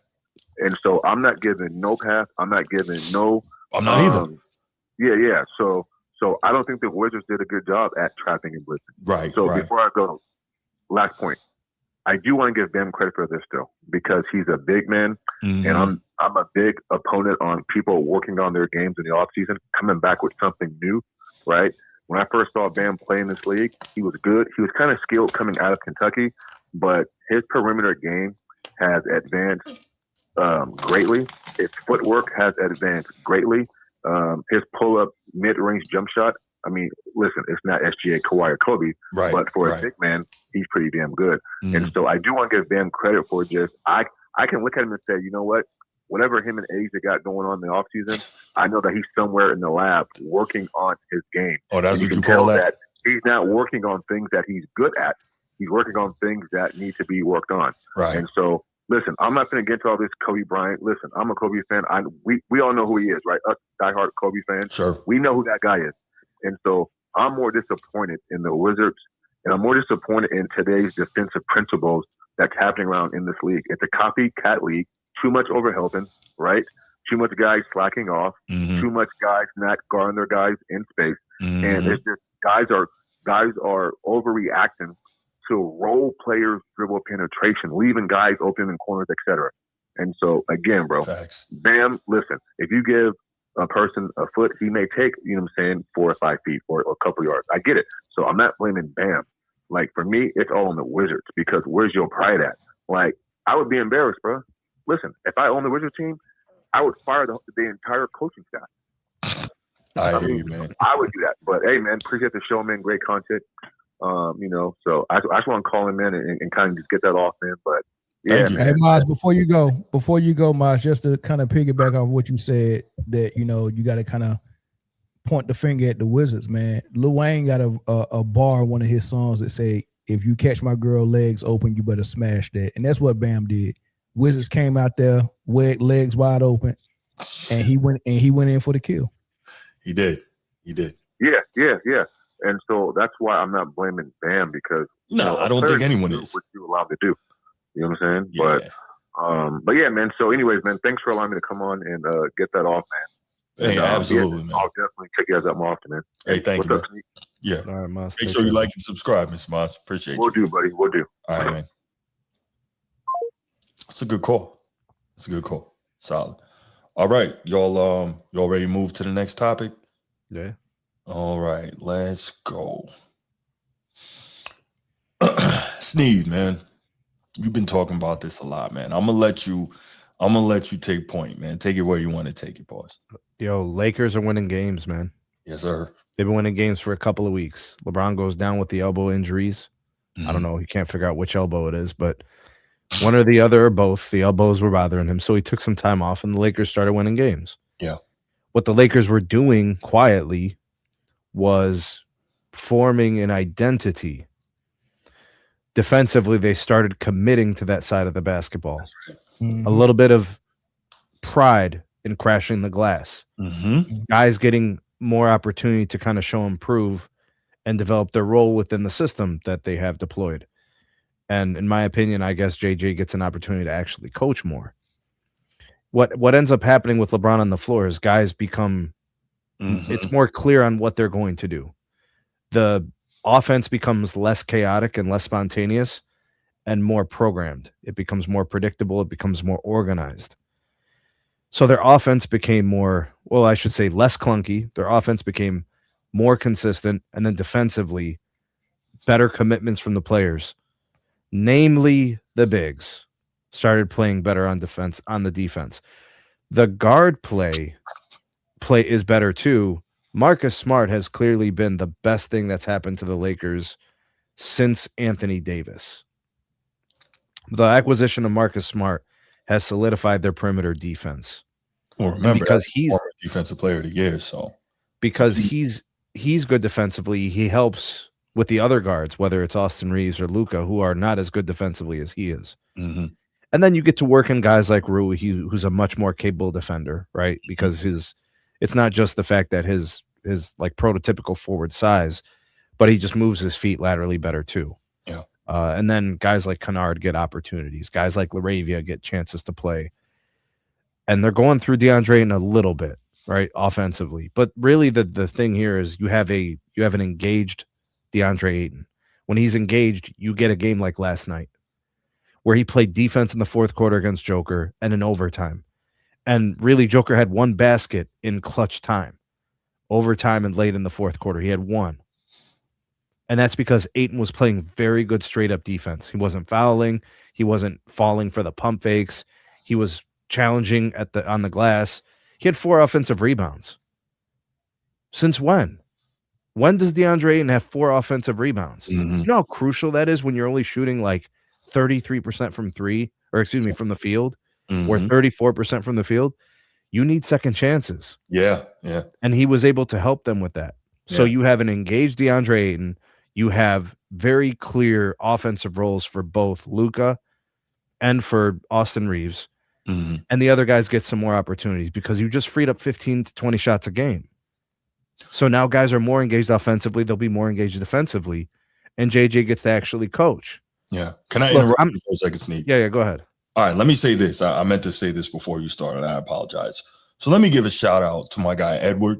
Let me give a shout out to my guy, Steve, King of the Chat, because you all know I am probably the hardest person in media when it comes to getting on Jokic pause, right? I really give this guy a tough time. And the reason why is because it's my feeling that, and from what I've seen, he just doesn't give much effort on the defensive end. And that is what it is, right? But I want to give credit where it's due. Last night, no one's ever going to confuse Joker with Mount Mutombo or Zoe or Dream or Ewing or D-Rob or any of those guys, right? But last night, I saw this guy really make efforts. I saw him really hustle.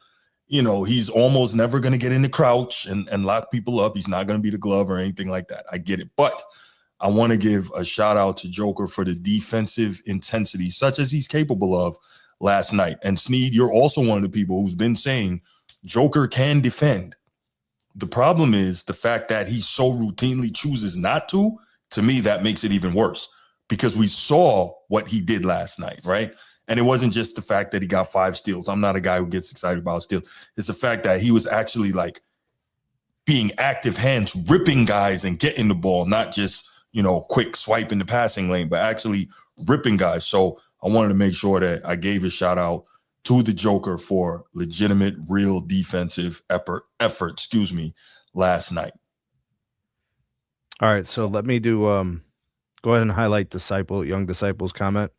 Okay, where are we? I'll tell you what the fuck I'm talking about, bro. So last night, the Denver Nuggets get beat by the Lakers by 2 in an overtime game. Since when do the Lakers win in a gritty game? That's new. That's very new. They typically lose by blowouts to good teams. So I'm going to say that about the Lakers now. What else should I say about the Lakers? Oh, I don't know. They've won 7 of their last 8, 5 of their last 6, including several games where they're beating teams above 500, something that they haven't done all year. I'm just going to throw that out there. Okay, how about Reeves scoring 32? How about Doncic scoring 30? How about some of the games where Doncic only has 2 turnovers and Austin Reeves has 1 turnover? How about the improved defense? In the last 2 weeks, the Lakers defense, no, it's been 3 weeks. The Lakers defense has improved from 23rd in the league to 12th. How about the fact that they have scored 120 or 130 points several times in that stretch of the last 8 games? So what the fuck am I talking about? It's very simple. Maybe you're dense, but I'll break it down for you again. They're playing better than they were before. How is that so hard to understand and it's leading to victories? What the fuck am I talking about? What don't you understand? The numbers don't lie. They're a better team now. Why? Why are they a better team? Why has their defense improved? Why is the offense more consistent? Why are they not clunky on offense anymore? Why? Structurally, what's happened? What's changed? What's going on? What don't you understand? Open up the phone lines, bro. Get your ass cooked. Get up here and get your ass cooked. Hold on, let's go ahead and Mel, man, what did you think of last night's game? What the Lakers were able to do, how they played it. Obviously, you're seeing a bunch of the highlights here from that game. I actually watched it this morning. It was crazy. Before you go though, Mel, I'll just say this: just a tremendous amount of contributions from everybody on that team. Like everybody really tipped in to get a huge game. That said, we also got to keep in mind Jamal Murray played like total trash, and so you got to wonder, does that game go that way if he plays better? Go ahead, Mel. Snead made a good point when he said they're finding their identity, and maybe it became clearer while LeBron was missing time. But watching LeBron play with them last night and them able to keep it up shows me how much they're going to need LeBron in the playoffs, and he just got to wait his turn. But what the Lakers are doing is when Reeves was out and it was just LeBron and Luka, the order of the structure was Luka run his high screen and roll, and we get everything off that. But then we take turns, and then LeBron does it. So now you're running the same exact thing: high screen and roll for LeBron, a high screen and roll for Luka, and everyone gets their shots off of that. When Reeves came back, I mean, with the 1-2 punch of Luka and Reeves, they was kind of doing the same thing. But now Reeves can't do it as the number 2. Now he's a number 3 trying to figure out how he's going to get his shots. Mm-hmm. And he's too good of a player to just stand in the corner and get his shots off of Luka and LeBron's high screen and roll. So the order was still Luka, LeBron, then Reeves, and it wasn't working. And in order for that to work, you can't have 3 guys taking turns doing high screen and roll to get all of your offense. What I seen last night, they have made a decision that it's going to be Luka, Reeves 1 and 2. And LeBron has to find a new way to get his 20 points that he's going to give them. And he didn't do much high screen and roll last night. They actually used him as an offensive hub in the high post at the free throw line like they do with Jokic. And I really like that because he's a great passer just like Jokic. They put him in there at the high post at the free throw line, and they can run split cuts off the ball. And it's different from high screen and roll. And I like that because now you're not spamming high screen and roll for 4 quarters for all of your points. You're actually getting your points other ways through LeBron as a hub. And I like that also because now you can sit Luka fat ass down to rest his titties, and he don't have to be on the floor all the time sucking. Well, I'm not going to say he suck on defense because the last week he's been actually good on defense. But I like that extended bench time that he got last night because Reeves and LeBron actually did well. And Luka can sit down a lot now, just like SGA sits down a lot. You don't have to be out there all the freaking time trying to get all these stats, right? Sit his fat ass down. Y'all going to the playoffs. He's going to, you're going to need him down the stretch. Give him some rest. And I like that. He sat down a lot, and that's how LeBron is going to get a lot of attention in his focal point when he's on the floor, when Luka is on the bench. And I loved it. They made me a fan last night watching them. I seen effort. I seen defense. I seen good offense. It's good. So here's something. It looked to me, Mel, like last night LeBron was that third option, and he kind of, played that role, and he played it relatively well. The question is, do you think that he can play that for any extended amount of time for the Lakers to have a better chance to win? Because I don't. I think he can. And I think he can, but I think it's going to come a point in the playoffs where, I mean, come on, like this dude's been in the finals 10 times and been through the gauntlet of the playoffs. He knows what to expect. He's the most experienced guy in the NBA. Mm-hmm. Right. So, he's playing with kids out there in his mind. So there's nothing that the league or the whistle or the refs can, kind of throw at him that he ain't already seen. They're going to need his leadership and his experience in the playoffs. And it's going to come a time where he's going to, not be the guy, just the third wheel. he's going to be a driving force in at least one game per series. Mm-hmm. Yeah, and I'm cool with that. I just think that physically he can't do it the way he would want to. You know what I mean? Physically, it doesn't matter how long you hold on or how hard you work on your body or how much effort you put in. With the mileage on his body, he just physically can't do it the same anymore. Of course not. No. Right. And so being that third guy, as we saw last night, and I'm not saying there's never going to be times where he'll get hot or, he'll have a matchup advantage or what have you, or, like you said, he's seen everything, et cetera, et cetera. In 2023, the series against the Nuggets, the Lakers got swept. The Denver Nuggets beat them in 4 close games. Mm-hmm. They lost basically on last possessions with LeBron. So 2024, they get swept again. They also couldn't touch Jokic either. He got the hands off the merchandise treatment that series. Okay, that's cool. But I'm just saying the way the series ended, and then last year they got gentlemen swept by the Wolves, who just basically ran them off the floor. Where's the version of this getting better for LeBron? As a third option, and then not the number one option. All right, let's hear what he's a third option, third wheel. So it's gonna be on Luka's shoulders. Let's hear what the Inside the NBA crew had to say about this game. I thought they had some good stuff to say. Let's check that out.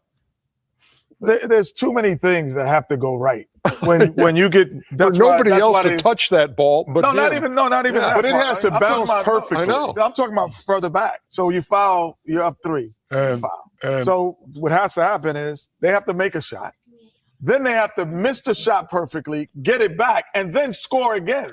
So the odds are that all 3 things are not going to happen, and all 3 things did. And if you have to rely on the heavy diet of that, you're not going to win, and you're not going to be a contender. I'm used to playing for coaches that wouldn't be happy with the game. Yeah, we won the game, but when you're up 15 early in the game, Chuck and Kenny knows this. That's when you got to put teams away, especially if you're – Denver Nuggets, though. Yeah. Would you be happy beating the Nuggets?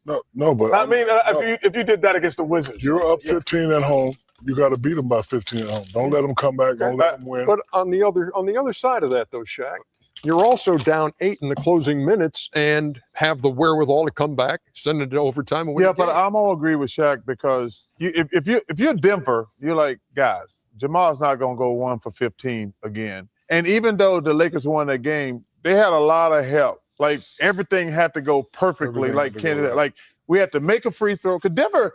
Like, when you're doing that free throw thing, Ernie, Denver made every free throw. But they got – listen, I'm not going to complain about this game. It was a great win for the Lakers. You complain? But I'm just like – no. What a game. No. Why are you complaining? 15 games to go in the season. The Lakers won. So we went to number 3 in the West. But what Shaq is talking about, you were up 17, 18 points. 17. Yeah. You can't get down 8. And then get a miracle win. Exactly. So you can't do that. When you talk about championship, you have to build championship habits. So when you're up with a big lead, championship habits say, hey, we up 16. Let's put them away in the third quarter so we can rest in the fourth quarter. That's championship habits. I agree when you're playing inferior teams. But when you're taking a team that you can go on a 16-point run or a 10-0 run, so could they. You have the MVP, arguably in the last 5 years, 5 of the years he could have won it. And on the other side, you're not playing against. Yeah, but that's one guy. There are other guys going for 1 for 14. I got LeBron, Luka, and I got Austin Johnson Reeves. played well that time. Yeah, Gordon played well. Brown had. Yeah, but they're not going to beat us. That is a championship mix in Denver. You want to just come out with the win. Yeah, but I still feel good if you're Denver. Like, hey man, Jamal 1 for 15. That's not going to happen again. We should have won that game. Everything we gave that we were up 8. We were up 8. Well, yeah, He's saying what I'm saying for what coach is saying. So he said, Jamal, you're not going to go 1 for 15 again and foul out. And you know what I'm saying? If I'm the Lakers, well, there's a reason we got him to do 1 for 18. We did a great job on the defense. No, he just missed shots. That's what you would be saying. He just missed shots. Cut it out. That's what I would be saying. I'm happy with the win because that's a championship mix. And you happy with the win? No and question. Put you in the third position. You put in number 3. Now you're talking about the home court advantage. Thoughts on Shaq's funny as hell, man. I mean, Jamal Murray was like 1 for 17 from the field. You got the AR miss, just rolled perfectly to him, got the bounce, made the shot, you know? Yeah, needed a lot. I mean, Luka didn't have a great game. Luka had tons of volume and didn't shoot a great percentage. He just hit the shot that mattered the most, you know?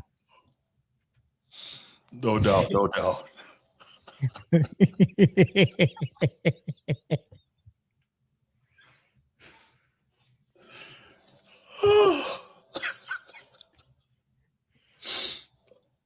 Oh my goodness.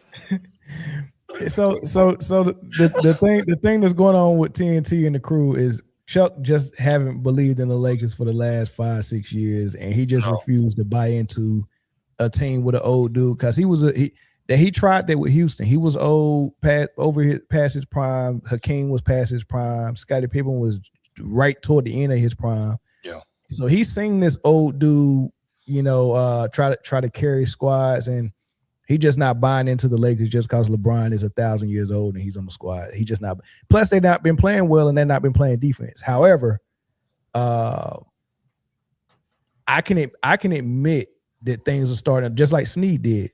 They're starting to do some things better, and they look more like a team that can be competitive in the playoff than what they was earlier this year, where you was like, nah, Luka's going to get cooked on defense. LeBron and Reeves going to get cooked on defense.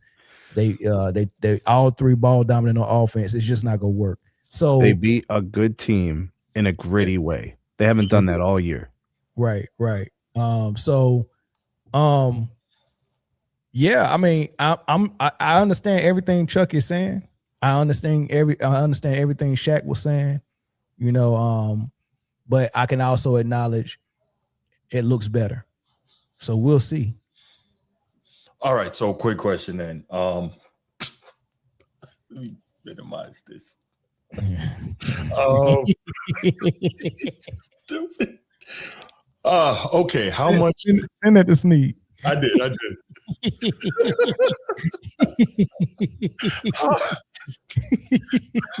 Stop, man. The question is, I ain't gonna look till after the show. You guys get throwing me off my game, bro. Fall off the rails, bro. This has happened with Transformer before. I'm not doing it on this show. No, you got to see it. But how much do you guys put on Jamal Murray having a horrible game? How much does that contribute to the Lakers win? It does. It does contribute. I'm not gonna say it's the only reason. I'm gonna say it's a reason. No, you still, to your point, they gutted out a gritty win. You can't take that from them. You had a number of guys contribute big shots and big Marcus plays. Smart hit threes. Yes. Luka hit the dagger. Austin Reeves made the shot after the bounce. Right. It's all part of the equation, Yeah, for sure. So, I mean, Mel, if you had to, put a percentage on it, what percentage of the Lakers win do you give them that Jamal Murray played terribly? I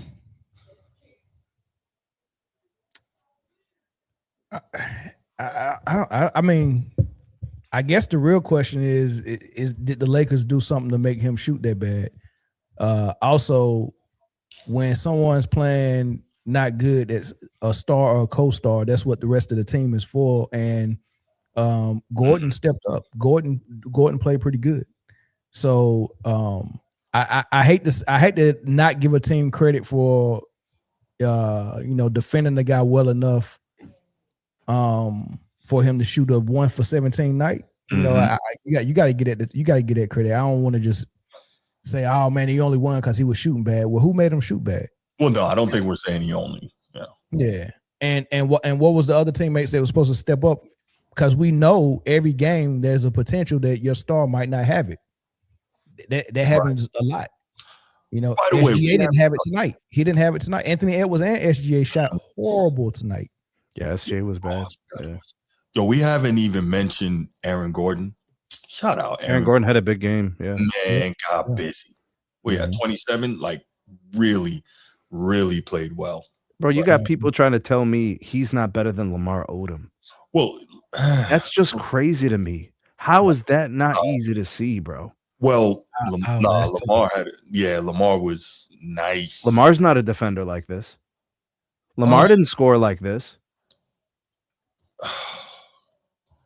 This guy is tasked with the most critical defensive assignments every game, night in and night out. He's definitely a better defender than Lamar for sure. And he's also a more diverse offensive player. All right, but hold he on. runs point guard too. That's what I was I was about to say, I think Lamar. Jamal Murray got fouled out. Aaron Gordon was bringing the ball up running point. What you mean? Yeah. Lamar, and he knocks down huge threes. Lamar ran point a lot. Lamar's good, dog. And also, like, I don't know if you can definitively even say that, okay, Lamar Odom was nowhere near the defender Aaron Gordon is. I get Aaron Gordon got to defend multiple positions, but one of the big things I look at is there's no power forwards today.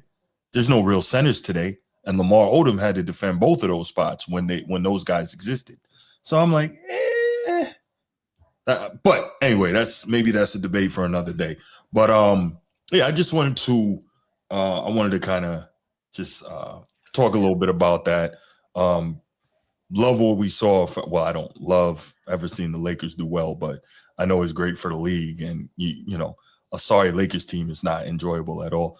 But let's go ahead. Let's open up the phone lines. Let's take a couple calls. We'll take 2 calls on this. Then we'll get to the NFL and get up out of here. Sneed, did you see it? You're terrible, bro. Why? What are the origins of that, bro? I don't know. Yo, I just share the wealth, man. Those turned into a professional troll, bro. What's up, Sean? How you doing, man? Man, what's up? What's up, Bruce? What's up, Sneed? What's up, man? Down. What's going on, brother? Not much. Still, I know that you don't like it, Bruce, but I'm happy with this 6 win. You know what I mean? This streak hopefully is going to continue. Yeah, man, I'm not surprised of the Lakers actually winning games. You know what I mean? Because I'm just going to be honest here. The fossil has to go before we actually win games. It's nothing to that, I wish he would still be gone, but this was actually the first game where I pretty much had to give him credit. LeBron actually did hustle throughout that whole game. Put his body on the line when he calls the certain plays. And I do appreciate that. Now, don't get it twisted, though. I still want his ass gone, but I do appreciate that he actually did that last night against Denver.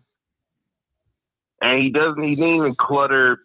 He didn't clutter with the whole BS and actually allow people to play their games instead of like forcing them to play in one way.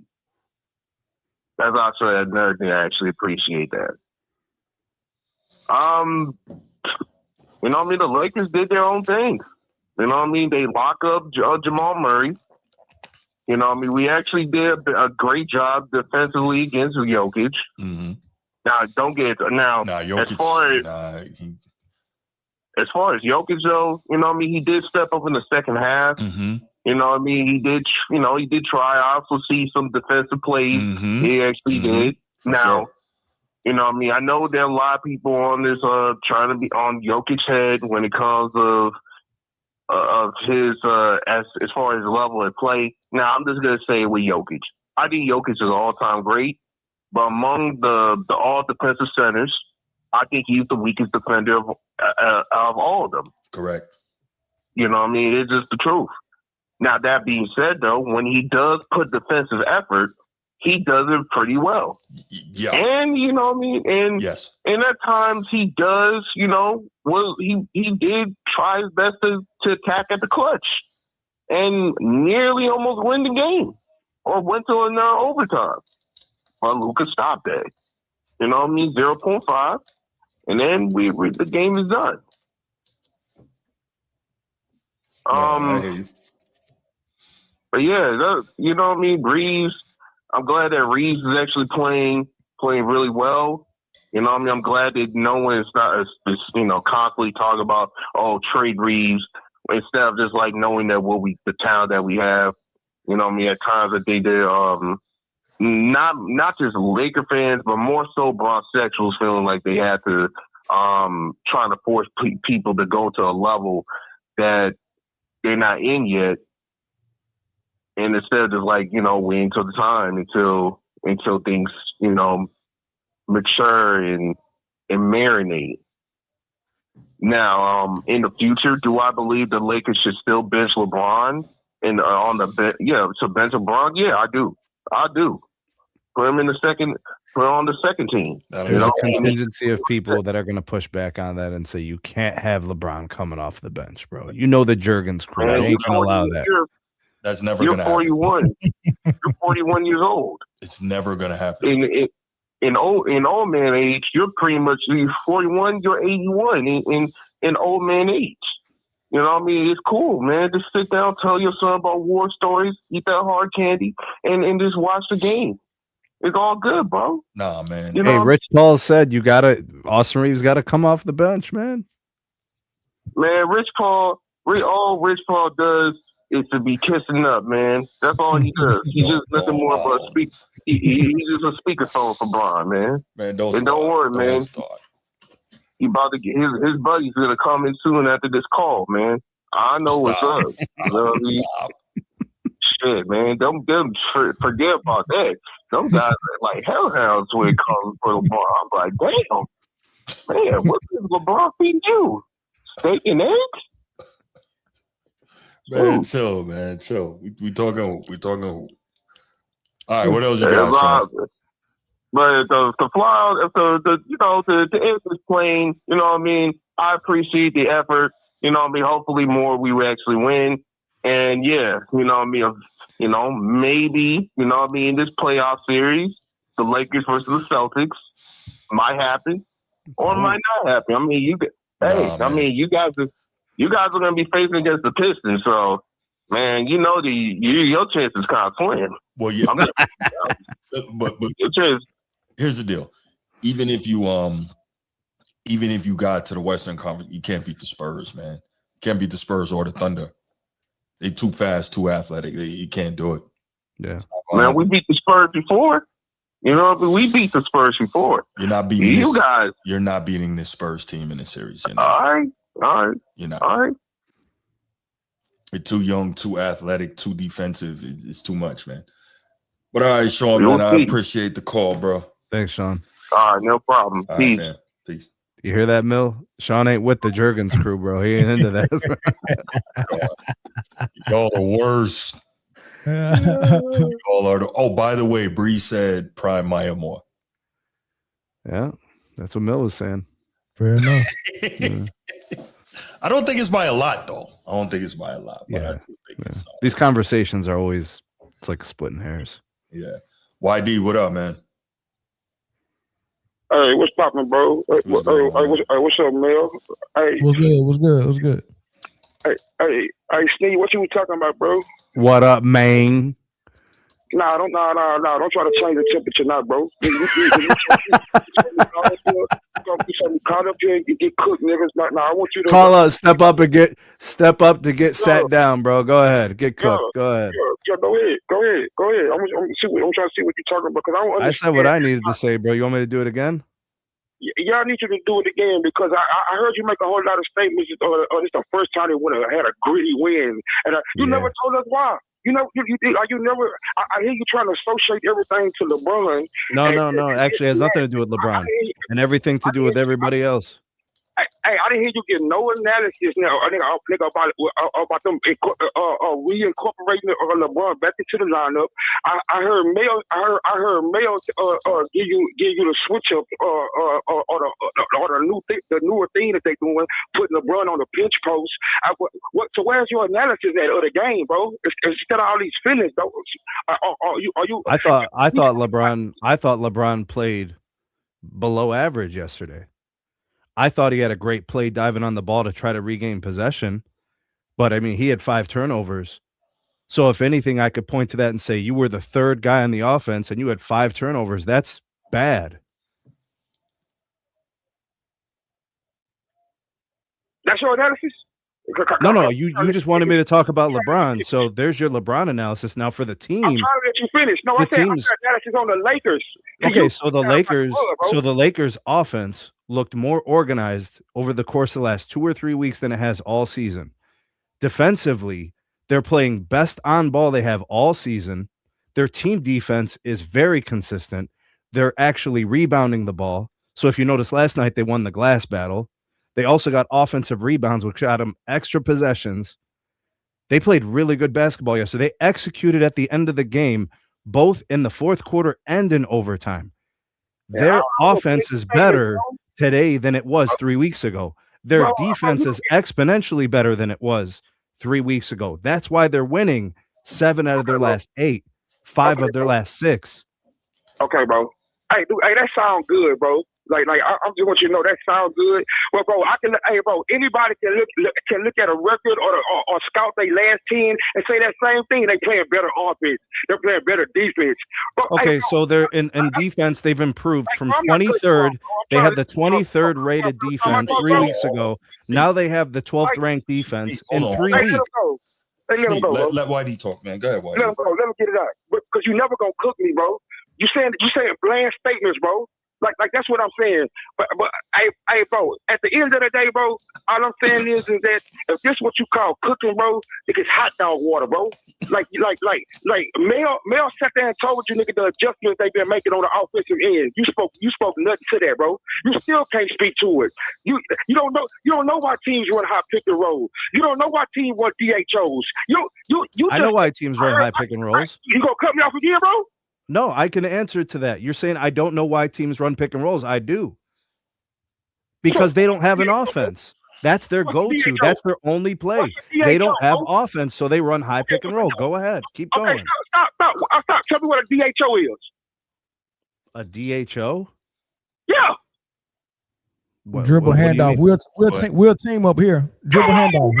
We'll team up here. So wait a minute. So I don't know. I don't know your 3-letter combination. Doesn't mean I don't know what a dribble handoff is. I got it, bro. So because I don't know your abbreviation, I don't know what a dribble handoff is. When dude said he was gonna cook me and open up the phone line, you think you're cooking me because of a dribble handoff, bro?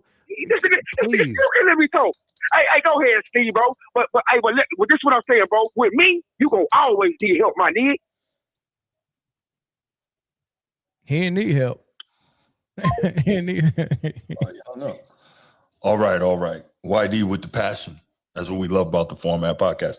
Baltimore Bruce, call back, man. I heard you. I saw you. We missed you. Call back, man. Bro, I don't know how many videos on my channel of breaking down possessions of games, explaining every defensive principle, philosophy, technique, strategies, why coaches do what they do, why players do what they do. My basketball acumen is not going to be doubted because of DHO. Relax. I wouldn't even try to even explain that. Right. Yeah. Baltimore Bruce, what's good, man? Listen, man, y'all gotta respect my man YD Gangster, man, and his expertise for the game of basketball, brother. Yeah, he gangster, bro. His first pair of Timberlands were probably Fisher Price, bro. Get out of here with that bullshit. No, try. No, man. And can I say this real quick? Let me say this, 5 seconds. The kid out of Arkansas, Darius Acuff, is an absolute. He will be the star of the draft. That's all I gotta say. The kid from Arkansas, Darius Acuff. Acuff is nice. Acuff is nice, but I like the size of the Bance and BYU. Well, I like the skill set of Peterson though. Yeah, Acuff is just as skilled as Peterson though. Okay. Yeah, okay. The only thing about Peterson is they got him listed at 6'6", but he looks 6'3". He plays 6'3" a little bit, but so if he was really 6'6", if he had the body of the Bancer, long arms, if I could look at him and see 6'6", yeah, he doesn't look 6'6", does he? He don't. He looks 6'3". He looked Dame Lillard size. No, he looked like Ben Gordon. I think that's about Ben Gordon. That's what he. That's same what as Dame Lillard. Same as Dame Lillard. Ben Gordon 6'3". Yeah. Okay. I must say this though. It's going to be a great draft. It's a deep draft, one of the deepest drafts in a long time. Okay, what's that about the Lakers? From what I'm saying for the Lakers, especially last night, they wean LeBron out a little bit to the third. I think it's going to be this. Basically, I would say this. I'm gonna say this. I may be wrong. I bet this is LeBron last year with the Lakers for sure. That's not some. I would say this, man. Shout out to Marcus Smart. He making that thing whatever. These past week and a half, he's been playing awesome on the defensive end, and I think his team is feeding off his defensive energy for sure. As far as the game, it was a great game last night. The Lakers are playing well. They playing better fourth quarter defense from what I'm seeing. And they went 17-2 in the clutch. They put up a stat on the ticker last night. They win close games. So other than that, man, hey, can I say this? Do y'all think has Austin Reeves hit his ceiling, or he still got a tick up to go? No, he hasn't hit his ceiling, but he's never going to be able to truly spread his wings and show everything he can do with LeBron on the team. It just can't. Okay. Yeah, and that's not a shot at LeBron. That's just a shot at the construction of the team. He just won't be able to. Remember what he was doing early in the season while LeBron was rehabbing? Yeah, he was killing, averaging like 28 and 8. Like he can do that. And you've seen what he did when Luka and LeBron are out. Yeah. So someone I always liked Rui, man. He always been a good glue guy on the team. He's a good cog in a system. I see Vander ain't played much last night, but they hustling, man, on defense. You got LeBron diving for balls. I mean, I don't think they can. Yeah, that was impressive. I ain't gonna lie. Yes. And let me say this. However, all the stuff I just said, they're not going to make no noise in the playoffs because there's 4 teams in front of them right now that's, I think, a little bit better. However, now, I could say this now, though, don't get me wrong. Luka can have an out-of-body playoffs. You know he could do it. He could do it on his own. And if LeBron give us a little bit more, they're a wild card. Let me say this. I'm going to say this. I'm ready to get off. Can LA be the dark horse in the West? No. You don't think so? No. You don't think they could beat the Spurs? No, they're too old. They're not athletic enough, not explosive enough, don't defend well enough. Those Spurs and Thunder teams are so young and so explosive, not even offensively, but defensively. And then we know that the Lakers are a bad matchup with Denver. We know that. And then I don't think they could deal with Houston either. I don't think they can beat any of those guys. So no. Absolutely. And you already know Minnesota whooped them last year. Oh, yeah. I forgot about them. Yeah. So Minnesota swept them last year. Correct. I don't think they can deal with them. Shout out to Aaron Gordon, man. If you think Aaron Gordon a fringe Hall of Famer, you on the line? No. Not even in and the you look NBA. at his career. Better than Lamar Odom. Right there. Aaron Gordon is borderline Hall of Fame. No. Let me say this.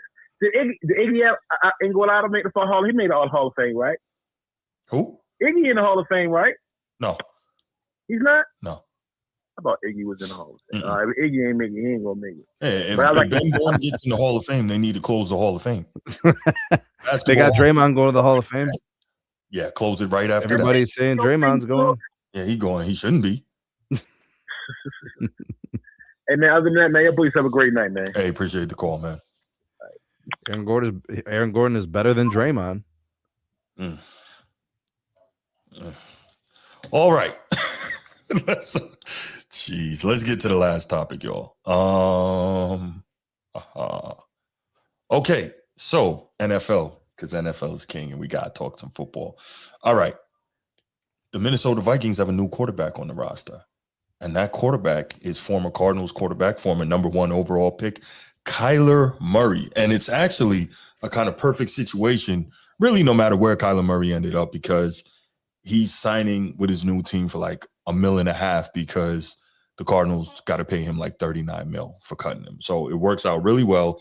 He could have pretty much went, wherever worked out. And so now he is in Minnesota, and it's going to be very interesting because obviously Minnesota has J.J. McCarthy, a former first-round pick. And so, as we know, they let Sam Darnold, Ronald McDonald walk for J.J. McCarthy, and that didn't turn out to be the best move that they could have done. And so now clearly they're looking at somebody to see, okay, does J.J. McCarthy just need more time, or is he not the guy? Did we, did we waste a pick on him? So this is going to be very interesting. So I have sound on this as well, and I want to get you guys' thoughts before we go to that.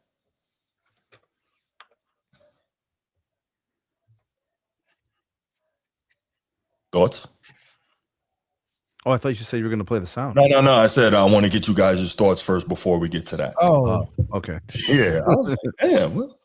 I was waiting for the. I mean, I never thought JJ was the guy. I was curious coming out of Michigan. I was curious, but I gave him a chance. I watched what he could do, and I mean, we had a small sample size of Sam Darnold able to click really well with Jefferson, and then we get McCarthy in, and if you can't get a guy like Jefferson the ball enough times for him, Hawkinson. Something ain't right, man. So I don't think he's the guy. I don't think he might be a really good backup though. Okay. Sorry, my bad, guy. I was gonna say that you have a 10-game body of work to look at. 57% completion. It's like a 1-to-1 touchdown interception ratio.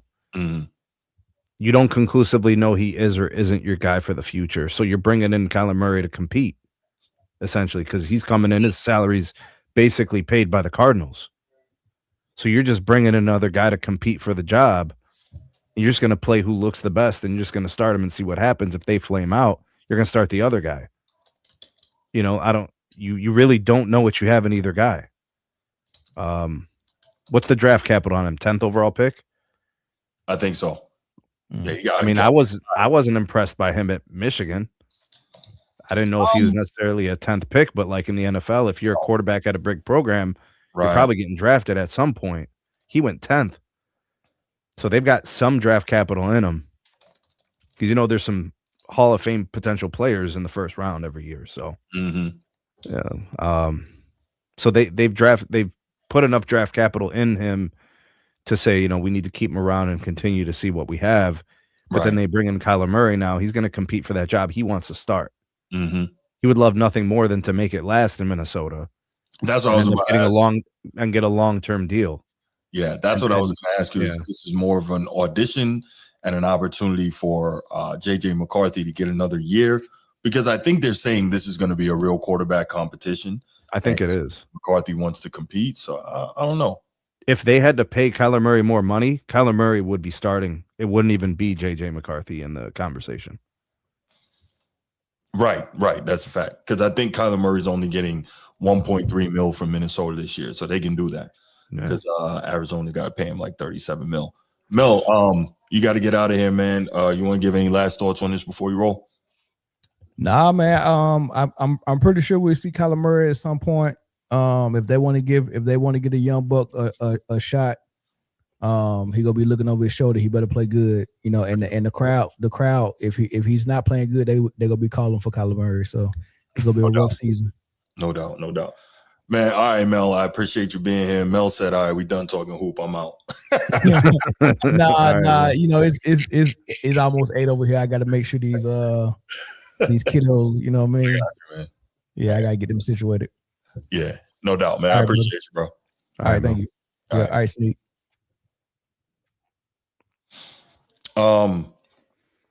Yeah, so now we get back to so Kyler Murray. So let's hear some of the sound that we have on that. And once again, this is Up on Game episode from yesterday. This is TJ Houshmandzadeh, former NFL Pro Bowl wide receiver, and Plaxico Burress, former Pro Bowl wide receiver and Super Bowl champion, Hall of Very Good type guys. Let's hear what they have to say about the whole Kyler Murray thing. And then we come back, discuss that a little bit, take some calls, and get up out of here. Is the best option for the Minnesota Vikings going into this season? I partially agree with what you're saying, partially. Do the Minnesota Vikings have better weapons than Arizona Cardinals? Yes. But I'm going to point to something. Last season, the Arizona Cardinals, through 5 games, Michael Wilson had 6 catches for 54 yards. Michael Wilson had 6 catches for 54 yards through the first 5 games. He finished with over 80 catches for 1,000 yards without Kyler Murray. So he looks like he's not a weapon with Kyler Murray. And then when Kyler Murray go out the game, Oh, he is a weapon. He takes off. He turned into a weapon. And even Marvin Harrison Jr. I mean, he would have really good games with Kyler Murray and then disappear. And so for me, yes, Kyler Murray, he's done more in the National Football League than J.J. McCarthy. Yes, Kyler Murray can run it. He can throw it. Again, I said it, one of the better athletes that we've ever seen. But does he have the leadership quality? Does he have that desire to improve? People kind of glossed over it and was like, what is going on? That's a real thing. When the Cardinals put that in his contract, you have to watch film. Why would they put that in there? Why? They just didn't put that in there for no reason. There was a reason that was put into his contract. And so are you going to change those ways? Are you going to get off the video games and really dedicate yourself to football? Because that's what he likes to do. And so you can't be a high-level NFL quarterback and you playing video games 4-5 hours a day after practice. You just can't do those things. And so there's just a lot that goes in. Kyler Murray played primarily in the gun with the Cardinals. What does Kevin O'Connell like to do more than anything? Under center. He's under center. Is he going to change up his offense, or is Kyler Murray going to say, okay, I'm going to have to get under center a little more, even though I'm not comfortable with it? Like, how is all of that going to mesh into making sure we handle? Now, that's just Kyler Murray. Is J.J. McCarthy going to put up a fight, or is he going to lay down? I talked to J.J. McCarthy this past week. He ready to compete. He knows it. J.J. McCarthy's only started 10 games in the National Football League. I don't believe that's enough to get a read. And so Kevin O'Connell and the organization feel like, man, we got to win. And if Kyler Murray can really lead, I think that's the biggest. Can he lead men? Because when you get in that locker room, we know who BSing us. We know. Yeah. And so that to me is going to be the biggest thing. Athletically, talent-wise, he'll be fine. For him, it'll be more so off the field. Who is Kyler Murray the person? Do I want Kyler Murray to be my quarterback? Do I want to be Jets and Jordan Addison and have 6 catches for 54 yards after 5 games? Like that is when I looked at that, I was like, whoa, that's concerning. Would you say he got 1,000 yards basically with Jacoby Brissett as his quarterback? Yeah, I mean, I was surprised too. I was watching one game where Marvin Harrison Jr. had caught 6 balls in a game, and it was like the season. It was like a career high, and it's like, how can you have a guy like Marvin Harrison Jr. and be that talented, and he catch 6 balls in a football game, and it's a career high? Stats like that do not make sense to me, because it says more about the quarterback in the passing game, than about the player, the wide receiver. But I just believe that Kevin O'Connell has a plan for Kyler Murray. Maybe they try this 2 quarterback systems with different play calls and things of that nature. But I don't believe that they're going to bring Kyler Murray in and KO is going to put him under center and ask him to be a drop back quarterback. That's not the kind of player that Kyler Murray is. Thoughts? That's a bad indictment on Kyler Murray, man. That's a bad indictment. You have the wrong quarterback if your contract structure requires you to not watch video games or play video games. Yeah. And for the Vikings to be like trying this, it's literally because it's costing them $1 million. Which is little baby pocket money, right, to these NFL franchises. So if they had to pay half of that salary, it's not worth the chance. You could spend that money on a free agent. You could spend that money on securing another contract long term of a guy who's proven. Man, that's a bad thing. And then they brought up the on-field stuff, the fact that Marvin Harrison has been limited in production, and these other guys started playing really well when Kyler Murray went out. Jacoby Brissett is a mid quarterback. Facts. He is the definition of a backup. For him to be productive and help guys achieve more and be more productive, that's an indictment on Murray. And you could say that possibly it's a situation where they soured.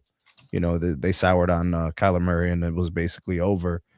But you have to always think, if you're not playing for your team, at least you're playing for yourself, for your pride, and maybe you're trying out for another team, knowing that the writing's on the wall. So not a good look. Does not paint Kyler Murray in a good way. No, it doesn't. But sometimes you do need the fresh start, right? Look at Ronald McDonald, right? Well, it took him a few fresh starts, but not the point. Sometimes you need the fresh start and you end up somewhere new and it works out for you. Or again, maybe this is an opportunity for Kyler Murray to end up just auditioning for another team, and maybe he ends up somewhere long term. Or maybe he goes there and gets busy and they say, JJ, yeah, welcome to the backup spot, because But that's like a character situation. When things aren't going well, your response is to play video games. I don't know if it's so most much. people get in the lab and they try to up the ante, and I don't know if it was so much because things weren't going well, but I think that part of it is that he has, and we see this in all the sports, right? He's always been the most talented guy on the field. And some guys don't realize when they get to the pros that everybody in the pros has always been the most talented guy on the field. And so they need to take that dedication to another level. And maybe he just didn't realize that. So I don't know if it was just, it's harder than I thought, so let me just clock out and play video games. Maybe he just felt like he didn't need to have the dedication to the film study and all the little things that make a quarterback great. Some guys understand that right away. Some guys don't. But, again, maybe this is just the new start that he needs. I will say one of the interesting things was when they were saying that he's been a shotgun quarterback. And obviously a big part of that is his size and the inability to see over the line.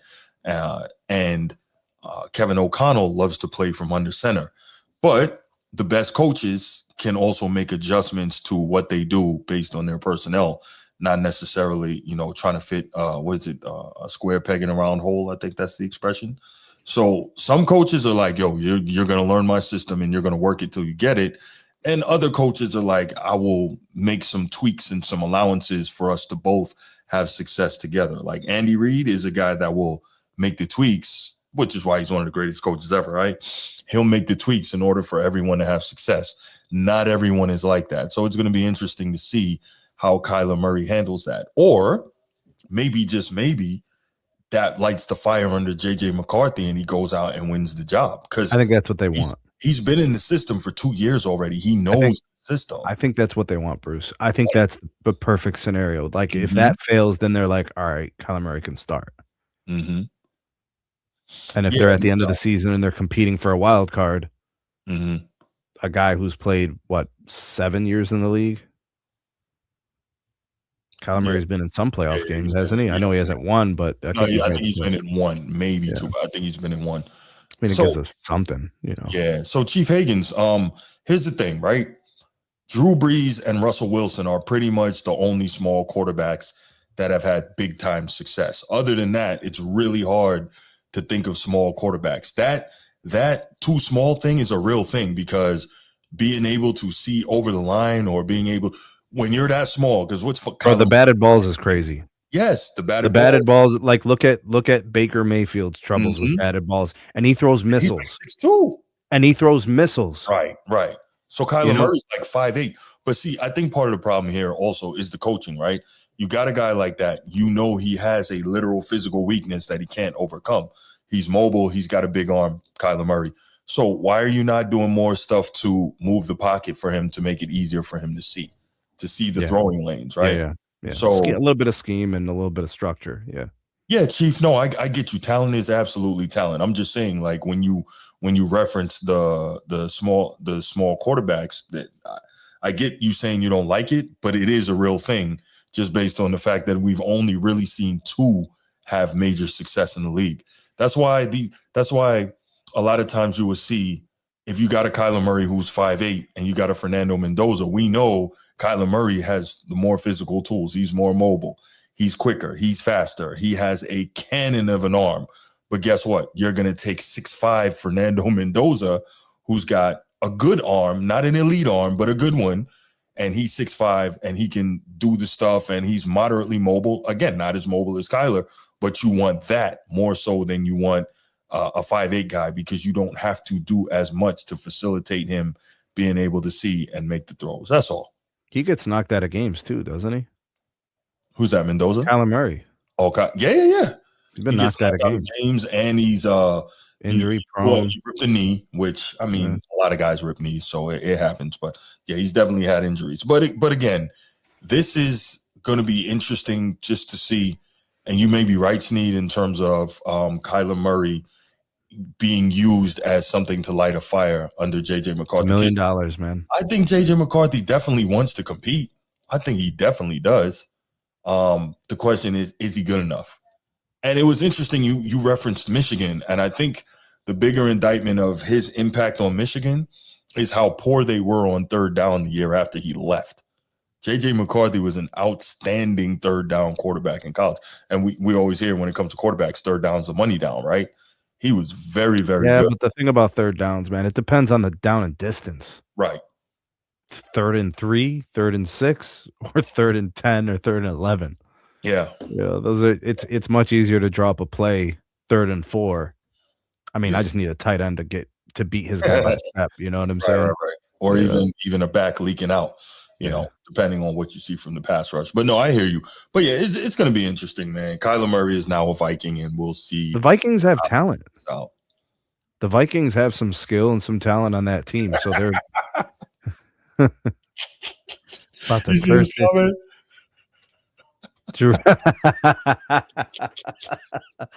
Yo, I'm eating calamari in the Kalahari, bro. Right. That's classic. Is that Chief, bro? What is that? His other account?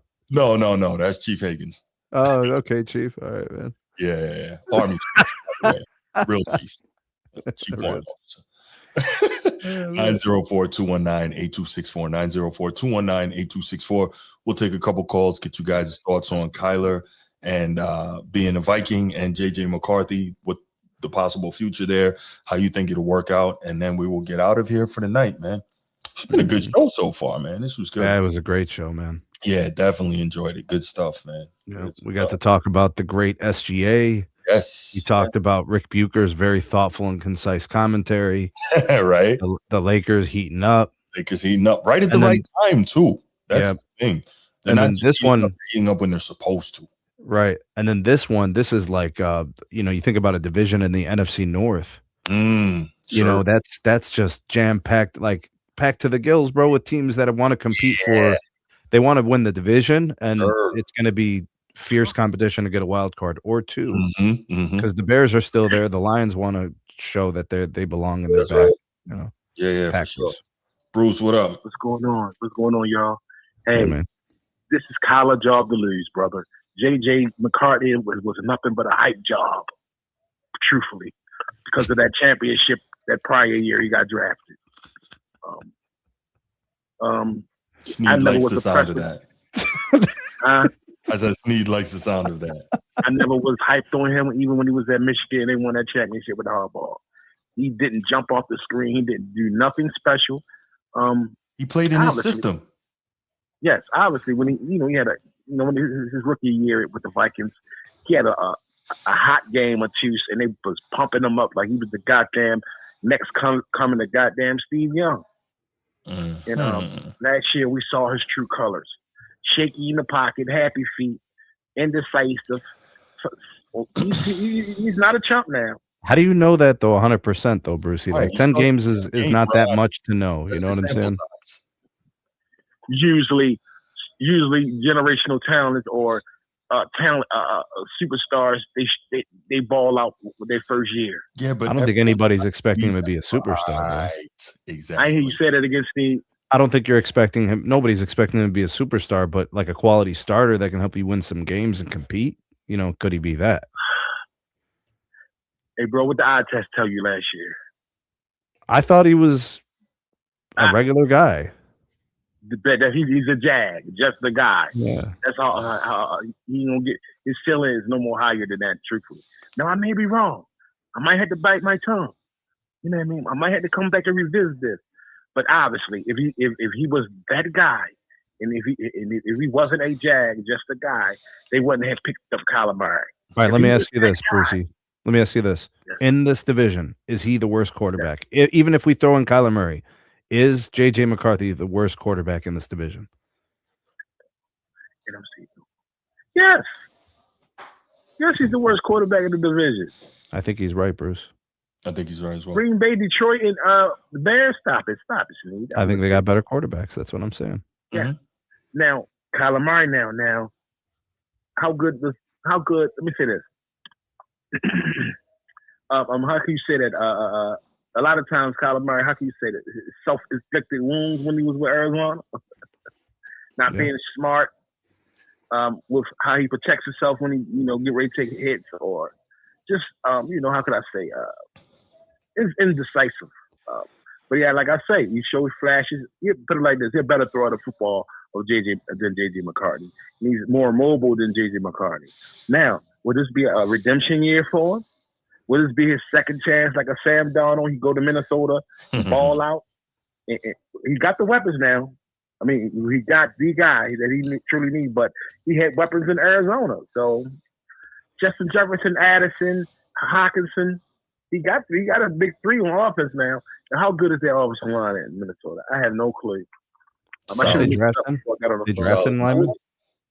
Yes. Look how good their line. What was they ranked real quick to me? I'm ready to get off. Like, man, I don't know the ranking, but they were solid, not special. Well, this is college. I actually believe this Kyler Murray job to lose. This could be his redemption story, but we continue to regress. He can throw the rock now. You got Justin Jefferson, you got Addison, you got Hawkinson, you got weapons. There's no excuses. That back, Minnesota, they released a back, but JJ McCarthy, he's just a guy to me. There's nothing really special about him. I may be wrong. Well, he must be special. He made the NFL. I'm not trying to down him like that, because I'm not trying to be like, a party pooper or a Debbie Downer. From what I see with the eye test, when I seen on the screen for him last year, sometimes you play with a deer. What was the saying about a deer in the headlight? Mm-hmm. Yeah, he's happy-footed. He was indecisive, and he had the guys out there to make it happen. Man, just throw the ball up, man. You got two guys. You got two honey badgers at the wide receiver spot with Addison and Jefferson. I see you notice I said honey badgers. No more dogs. Hey, Brucey. Brucey, who are you starting week one? Well, I'm starting week one. Of course, Kyler Murray. But of course, it's going to be a. Hey, hey, I may be wrong. They might battle it out in training camp, and JJ might win the job. Would you give the edge to Kyler Murray? Yeah, I give the edge, but Kyler, he ain't really serious. His heart not in like it's supposed to. Right. So then, why would you say that? You give that that means a lot. Because it's the talent. Okay. He was Mr. Football in Texas. He put him he broke every record in Texas. He never lost a high school game in Texas, which is crazy. Yeah, he was great in college. Sure. He had flashes of goodness in the NFL. So, plus the experience. So this might be his redemption. He might have needed a change of scenery. Yeah, you might be right. Light his fire again. You say what, bro? I say you might be right. All right, brother. I'll talk to y'all boys, man. All right, fam. Have a good one, man. Appreciate the call. All right. You gotta give JJ McCarthy some games, though. Yeah, I think so too. Coach, you'll be the last one for the night, man. Like, Bruce, what do you think of the concept of just going ahead, pretending like there's a competition, give JJ the starting job, and giving him through the bye week? Maybe the bye week is week 8, week 10. Yeah, that sounds good. And then going from there, and then if they're like 3 games below 500, hand the ball off to Kyler Murray and give him the bye week and then the extra week of prep and be like, let's see what you got. Personally, I don't think there's any reason why JJ McCarthy shouldn't win the job. He's been in the system for 2 years. He knows the system. I mean, if what Brucey is saying is true about this superiority in skill and talent. Oh no, that's real. That's real. Yes. No then doubt. That's going to make coaches think. You see what I'm saying? Yeah. Right. Coach T, what up? What up, Bruce? What up, Sneak? Got what you need? What up, Coach? Salute, man. Hey, y'all. Good show. Sorry I couldn't call in earlier. I was in the spot where I couldn't. Yeah, I didn't want Sneak talking crap or calling my phone to swap me phone again. The Boost Mobile, bro. He like to throw those. He not getting twist that knife, bro. Hey, man, you gotta stop having ops on the network, bro. What's going on, bro? Why you got? I ain't got no ops, bro. It's all love, man. It's all love. Man, they follow you show to show coming after you, bro. Come on now, bro. Straight up, man. I have to have Bruce get the military at your house, man, to protect you. My day's over, man. Get some National Guard over there, bro. I'll be all right, bro. I hold my own. You got fake gangsters coming out after you, bro. What's wrong with you? Hey, man, the fake extras tickle me, bro. Here we go, man. What you got, Coach T? What you got, man? I'll stay on topic, man. I respect your show, man. Thank you. I appreciate that. I respect your show. One thing that you have Brucey made some valid points. You know, I don't disagree with none of his points. But the one thing that he didn't mention was, who's the coach there in Minnesota? What's his name? O'Connell. Yeah, O'Connell. Very good quarterback coach. Yeah, he's good. Very good quarterback. He has taken quarterbacks who has had worse careers than Kyler Murray and turned them into, I ain't gonna say MVP looking quarterbacks, but really good. Yeah, winning quarterbacks. Yeah. So I think he can do the same thing with Kyler Murray, and don't he have ties to Minnesota? Kyler Murray. I don't think so. I don't think he has ties to Minnesota. I have to do some more. I thought I heard somebody talk about it. He had ties in Minnesota. Let me see. Which is why the Vikings. They wouldn't be surprised if he signed with the Vikings. They said that about a week ago, before free agency started. So I'm not surprised he signed with the Vikings. Nice. But how cool is it that you got to throw to Larry Fitzgerald, who's in the Pro Bowl now? I'm in Pro Bowl. Wow. In the Hall of Fame. Right. And now you got to throw to Justin Jefferson. Yeah. Who makes average quarterbacks look great. Yeah, now, absolutely. Now they need to straighten up that offensive line, because that was one of the problems that JJ had last year as a rookie. Well, was he holding on to the ball too long, or was that line bad? Nah, he was getting free. They were getting free. All right. So, and as being as young as he is, first year starter, he didn't know what to do. You can tell, and that also comes through coaching as well too. Like, you gotta. Not saying I'm not in the green room, but from the product we saw on the field, and you can tell me if I'm right or wrong, you guys. A lot of that kid come to coaching like, why are you holding on to the ball like that, trying to make a deep throw when the protection is only giving you 2.5 seconds. Mm-hmm. Like, you got to make that adjustment as a quarterback. Like, I know you want to force feed it to your big guns downfield, but if you ain't getting the protection, you gotta loosen that defense up and make them respect the short game as well, because that's how you beat aggressive defenses. But I think Kyler's speed will overtake those discrepancies from the offensive line, because he can get 15, 20, 30 yards on his foot on a broken down play. And he's a veteran. He's been in the league for a while. Right. And he can make those reads as well. I think this is going to be a breakout year for him. I'm not going to say he's going to be an MVP quarterback, but he's going to be Minnesota's offense is going to look different. It's going to be more dangerous. You got a quarterback that can move, and it's hard to defend those mobile quarterbacks. Hard to. Agreed. They keep aggressive defenses honest, because you got to have that. Because when you're going against a guy like that, you got to have a spy back there, and that takes away from him in coverage. Versus a guy like JJ, that spy, he can take away your number one weapon or make it hard for him. So that's an adjustment right there that that'll benefit the offense because that's going to leave one of your main guys is one or two of your main guys is going every week going to have single coverage every week because you got one guy that's got to stay honest and take away that run threat from Kyler.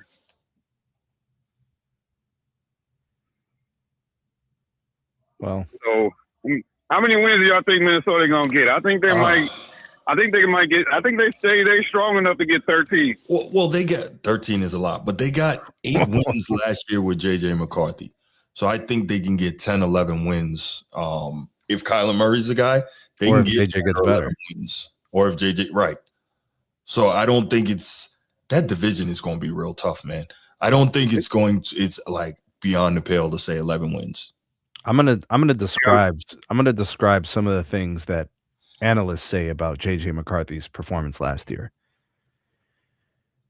He is inefficient, has a high sack rate, and has poor accuracy under pressure.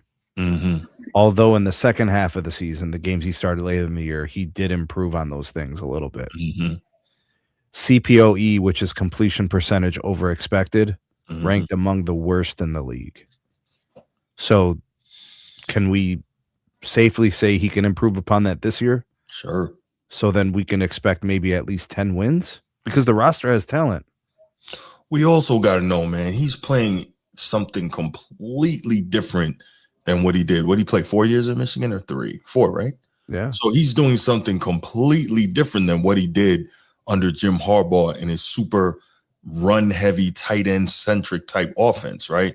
Now he's dealing with a more pass heavy, downfield elite playmaker on the outside type offense. And that's, he's still trying to figure that out. That's a different thing. So he just probably needs a little more time coming from what he came from to get to where he is now. If he's capable of it, he just needs the time. Yeah, I agree because I think that was one of the main problems too, because he's trying to get that ball downfield, which is why he's holding on to the ball too long. Sure. And he has to understand he didn't have that problem with Michigan because number one, he was comfortable in the offense. I don't think he's comfortable in that Minnesota offense yet. No, he was comfortable in that offense. And he knew what his high reads were. So, yeah, for sure. And they had. Let me ask y'all this, and then so. Well, let me ask y'all this, and then I'll get off. Y'all can enjoy the rest of your weekend. If they had, how to rephrase this question? Do y'all think they got high confidence in JJ or low confidence in JJ? Man, these people with their retarded cars. I think it's somewhere in the middle because they brought in Kyler Murray. Yeah, it's somewhere. So they don't have high confidence. That's for sure. Right. Now that I was saying, like sometimes GMs send a message indirectly, like. Yeah, that's what we were talking about. Why aren't they bringing in Kyler Murray to Kansas City? Why aren't they bringing in Kyler Murray to Tampa Bay? Why aren't they bringing in Kyler Murray, to every team that has a successful quarterback? Why are they doing it in Minnesota? They could be lighting a fire in the young guy. Maybe. That's kind of trying to teach them a lesson about the league because I'm pretty sure they told him that he's the guy last year when he took over. And now you're sending them this message like you went and got a veteran quarterback player at my position. Yeah, 11 TDs and 12 picks is mid, bro. No doubt. But Coach T, man, we gotta let you go, bro. We're gonna take one more and then we get out of here, man. I appreciate the call. Thanks, man. All right, Bruce. Stop letting Steve get picked on, man. You gotta nip that stuff in the bud, man. He's a grown man who can handle himself. Stop letting people call your show and single out Sneed all the time, man. Sneed doesn't need me. Sneed is I'm good, bro. I appreciate you, Coach. Thanks for having my back, bro. I got you back, Sneed. I ain't scared of that, dude. Yeah. So, all right, later, Coach T. Yeah. Edward, what's going on, man? Eddie, what up, man? Good evening, fellas. Good evening, Tom and Jerry. How y'all guys doing tonight? He called us Tom and Jerry, bro. We're That's doing messed well. up, Eddie. That's messed up. That is Let's keep messed going. up. Let's keep going. Let's keep going. Okay, so look here, fellas. Let me ask you this. Yes, sir. Do you see them in the NFC North finishing from the bottom, at least about the third or fourth? Third. I can get. That's a tough division, man. I can see them. I'll say they would be third. Bears are better. I have a good. Packers are better. I don't think Detroit will be better this year. I don't think so. You think it's really over do for not the? think they would. You think it's over for the Lions? I think it is. Okay. I really do. Okay. Because I know they picked up Pacheco because they traded away David Montgomery to Texas. So I see that. Now, this was what I would say. Sneed, I would agree with everything you said. I don't think that it was the offensive line from Minnesota Vikings because we saw who was there before J.J. McCarthy started, and his name was Playoff Sammy. So he was willing and dealing over there. Ain't nobody named Playoff Sammy, bro. That's not a thing, bro. Hold on. No. He was willing and dealing over there with the Minnesota Vikings. Was he? I thought they got bounced out of the wild card. No. Wait a minute. And Ronald McDonald played like trash the final game of the season when that's what I'm saying, they bro. secured the number 1 overall seed. And guess what? I bet you Justin Jefferson wish he had stayed there. Oh my God! Did you call in just so you can freaking? No. Well, look, no. That's not what I want to say. I want to get that on out the way. Okay. So I thought you wanted to be fighting for a mediocre player, bro. He wanted to be Tom for He wanted to be Tom for Ronald McDonald.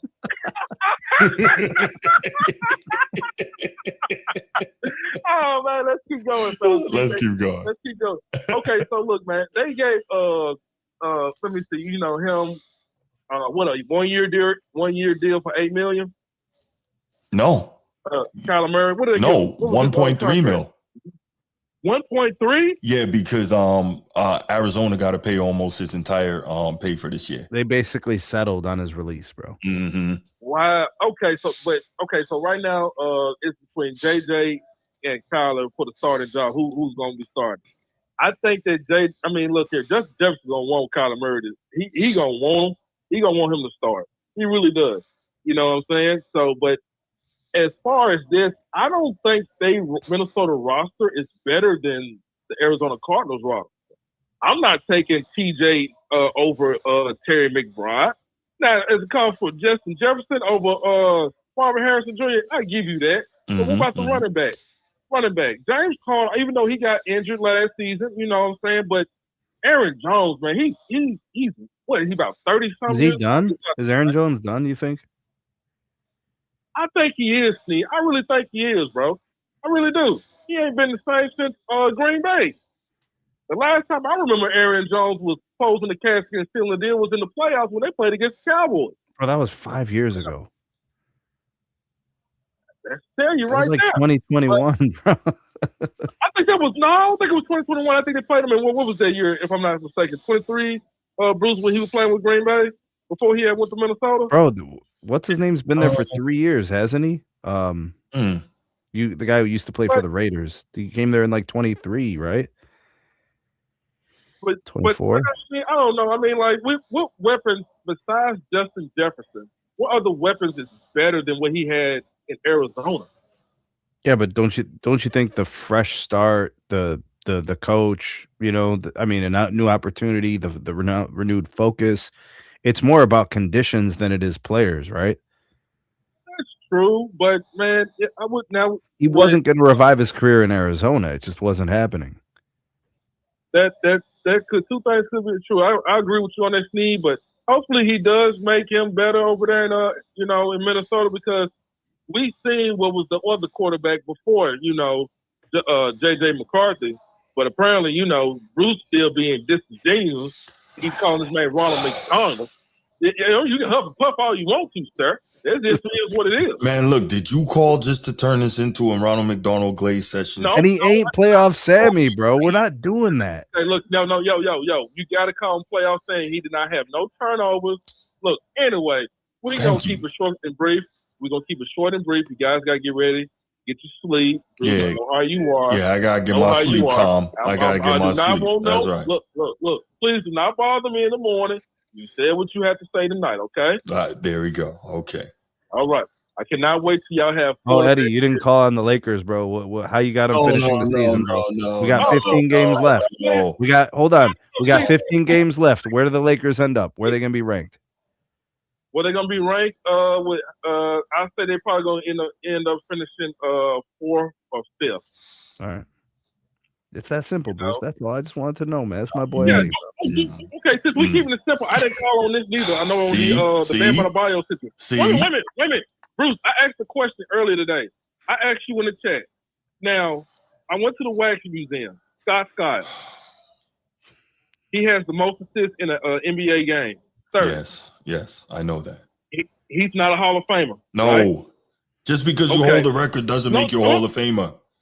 No, okay, so, but what I'm saying is that if we see somebody in this positionless NBA. No, Bam is not a Hall of Famer. No. There we go. Really? We cut to the chase. Bro, he's not a Hall of Famer. Yo, you always with the No. He has a career average of 16. He's got a season average of 18. Okay, he also was never averaged more than 20. Two-time Olympian, gold Olympian. He's 2-0, and he also is a 3-time All-Star and a 3-time All-NBA. Every time somebody does something, you go crazy and jump off the ledge. 3-time All-Star doesn't get you, though, and even being an Olympian doesn't get you. No, guys. I'm not saying that. What I'm saying is this right here. Okay, we would not say he's a Hall of Fame, but still at the same time, don't we at least want to appreciate greatness? That's all I'm saying. Okay, he had a great game. That's fine. But Eddie, we can't say he's now in the Hall of Fame. Last week, you weren't talking about him in the Hall of Fame. Who's talking about that? I didn't say nothing about him being a Hall of Fame. Exactly. So why would you even bring this up? That's what I'm saying is you can't talk about Bam in the Hall of Fame on a game when before the game he wasn't in the Hall of Fame talk. Guys, hold on. Steve, come on, bro. Look, don't be DJ Khaled on me. Don't get gangster. What I'm saying is this right here. Is basically the reason I brought up Scott Skiles. When we see anybody break his record, he's not like a. I'm putting it all together and said, you don't see nobody will break his record because nobody's gonna break his record because of the way the game is played today. Wait, what's the record for Scott Skiles? 30 assists in a game. Everything is about the extra pass. We don't count hockey assists in basketball. So no, nobody is going to break the 30 assist record. Okay, Bruce, that's all I was. Hey, I've been to the Wax Museum, Bruce. That's all it was, bro. Yeah. You're always trying to take it somewhere else. But anyway, appreciate the call. Have a good night, Thank you, brother. Yeah, Steve, you be you, bro. You too, bro. Hey, Steve, Water, bro. Water, brother. Water. All right, y'all. We are going to stop it right there. Really appreciate you guys checking in. Appreciate you watching on the replay. Appreciate your interaction on the calls. Appreciate your interaction in the chat. Y'all have a great night, and make sure you're sharing this, you liking, and you're subscribing. Appreciate you, and we out. Yo, leave the Jergens alone, bro. Leave it alone.